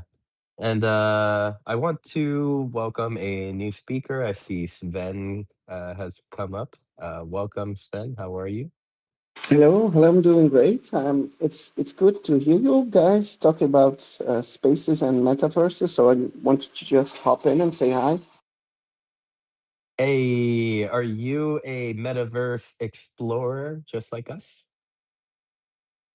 Um, eh, I'm into the digital side, so I started to come into the metaverse link to I don't know if you know the platform. It's called Vivi, VEVE. Oh yeah, Oh, that's they've got a lot of Marvel IP, right? Yeah, yeah. So it's interesting to see you guys talk about these spaces and how you're trying to search for people that build and people that actually want to host spaces. And we got the same issue in Vivi a bit. We're doing exactly the same what you are doing, but we're searching our way to through everything. So it's a bit the same feeling I got. You are discussing about how do we build, how do we get extra users, and we have the same issues in Vivi. So it's interesting to hear about that you're discussing it. yes, of course. And in all honesty, I kind of am happy that you came up because and kind of mentioned Vivi because the I feel like these are things that like as a metaverse whole we need to come together and attract people together, not as just individual platforms, but like Mhm. it's Yeah, like invite our Decentraland friends over to Vivi to go check yeah. out your build, and then invite your friends over at Vivi over to Decentraland to check out what we're doing, and then kind of Mhm. cross pollinate that way. Yeah, and that's the way we need to go and build. It's this way we got all good communities in Vivi. You got a good community yourself in Decentraland, and after all, I think those spaces or those metaverses will like slide into each other. Some moment it has to happen. But we have a bit of the same problem. We have like it's I don't know how it is in Decentraland, but for me the problem is a bit the graphics aren't that good in Vivi, for example. So I'm missing the good graphics and the gaming graphics in Vivi. I don't know if it's in Decentraland as good as we play like games like in Fortnite or everything else. Is it the same quality or is it also a bit lower quality? I mean, okay, I said, would you like to touch on this? I was gonna throw it upon that off to you, but I thought I'd go ahead. Well, I was gonna say I felt the same thing, Sven, when I first entered Decentraland, and it was I had in my mind kind of like beautiful graphics, like Legend of Zelda, like beautiful, realistic, and then the world that I Mm-hmm. saw wasn't quite up to like my own standards that I had in my mind, and then slowly it's been developed, better and better. But because it is an open metaverse where each user owns the land, it's going to look very different depending on if you're on somebody's land that just started, last week, and they're just using kind of basic build like tools from the drag and drop editor, or if you're on land of somebody that had, 10 years of Blender college classes, then you're going to have like something much more realistic. So you kind Mm-hmm. of have a little bit of both. I would say the areas that are public, that are like owned by Decentraland, the foundation, those are better graphics. They're still not like real, like raw, beautiful, gorgeous, realistic graphics, which is okay. That's never been the it's actually never been the outright goal. It is considered a low poly like environment. So Mhm. a lot of the aesthetics stick around that. But I would say depending on the scene you're in, like Knights of Antrim is really beautiful. If you go there, you're gonna have a lot more detail. And then just based on the individual builder, and I think a lot of us, myself included, I'm trying to do better. I'm trying to learn texturing in Blender and create much, much more, beautiful, things, clothes to wear. So it's a little bit of both. Yeah, and for example, I'm a gamer too, so sometimes I game. I'm now on Off the Grid, and It's the other considered game I a play low is indeed, poly. you mentioned it, like Fortnite. And sometimes I got the feeling that Fortnite is better at capturing the metaverse feeling sometimes with their events and Star Wars events, big events that a lot of people go to. So the only thing I miss there in Fortnite, for example, is the communication is a bit hard. You need to be in the same game chat or in the same lobby, and that's something they probably may add on later. But the only problem is you get the age difference there in with you got very young children and then very old people, and I think that's a bit of an issue there. But sometimes if I really think about a metaverse and a space to go to, I think, for example, the Fortnite with the Daft Punk event. Did you go? Did someone do that? The Daft Punk I event there? I'm a huge Fortnite fan. I was at the Hmm. Juice World, the Eminem, the Snoop Dogg, Yeah, but I did not yeah. get to the Daft Punk one, and I heard so many good things about it. Yeah, and the cool thing is there that you get like those. If you were there at the first 12 hours, you get those extra shoes, and that's the things that I think, for example, for Decentraland or for Vivi, is you kind of need popular IPs, attract people in there and give them like a little present and something like that. So it's those are things that um, Web3 metaverses need to incorporate into their structure. And I loved it, the Daft Punk event. It was very good. It gave me chills and on my back. Yeah. So that's the thing I'm hoping, and but that's I did see now on my YouTube the Decentraland, and it's more like a bit of the style of, for example, my kid plays a lot of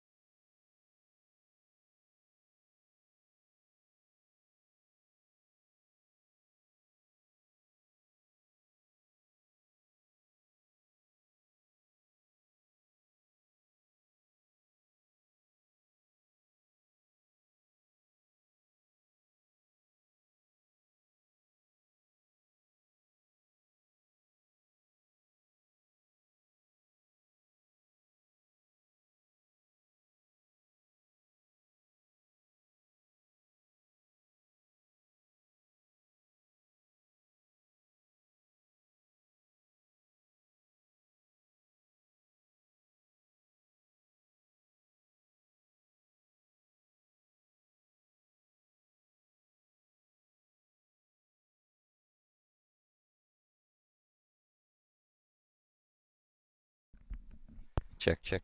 All right, all right. Sorry about that, everyone. Looks like we rugged the space, or Twitter has rugged us. I feel so bad. Dang it.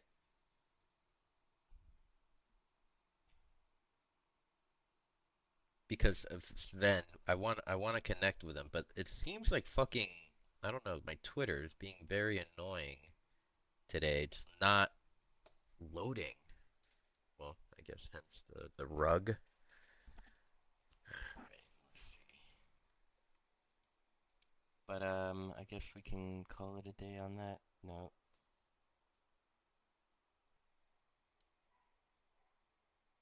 Let's see. Sven. No, I'm not. I'm not getting them. Oh, that's them.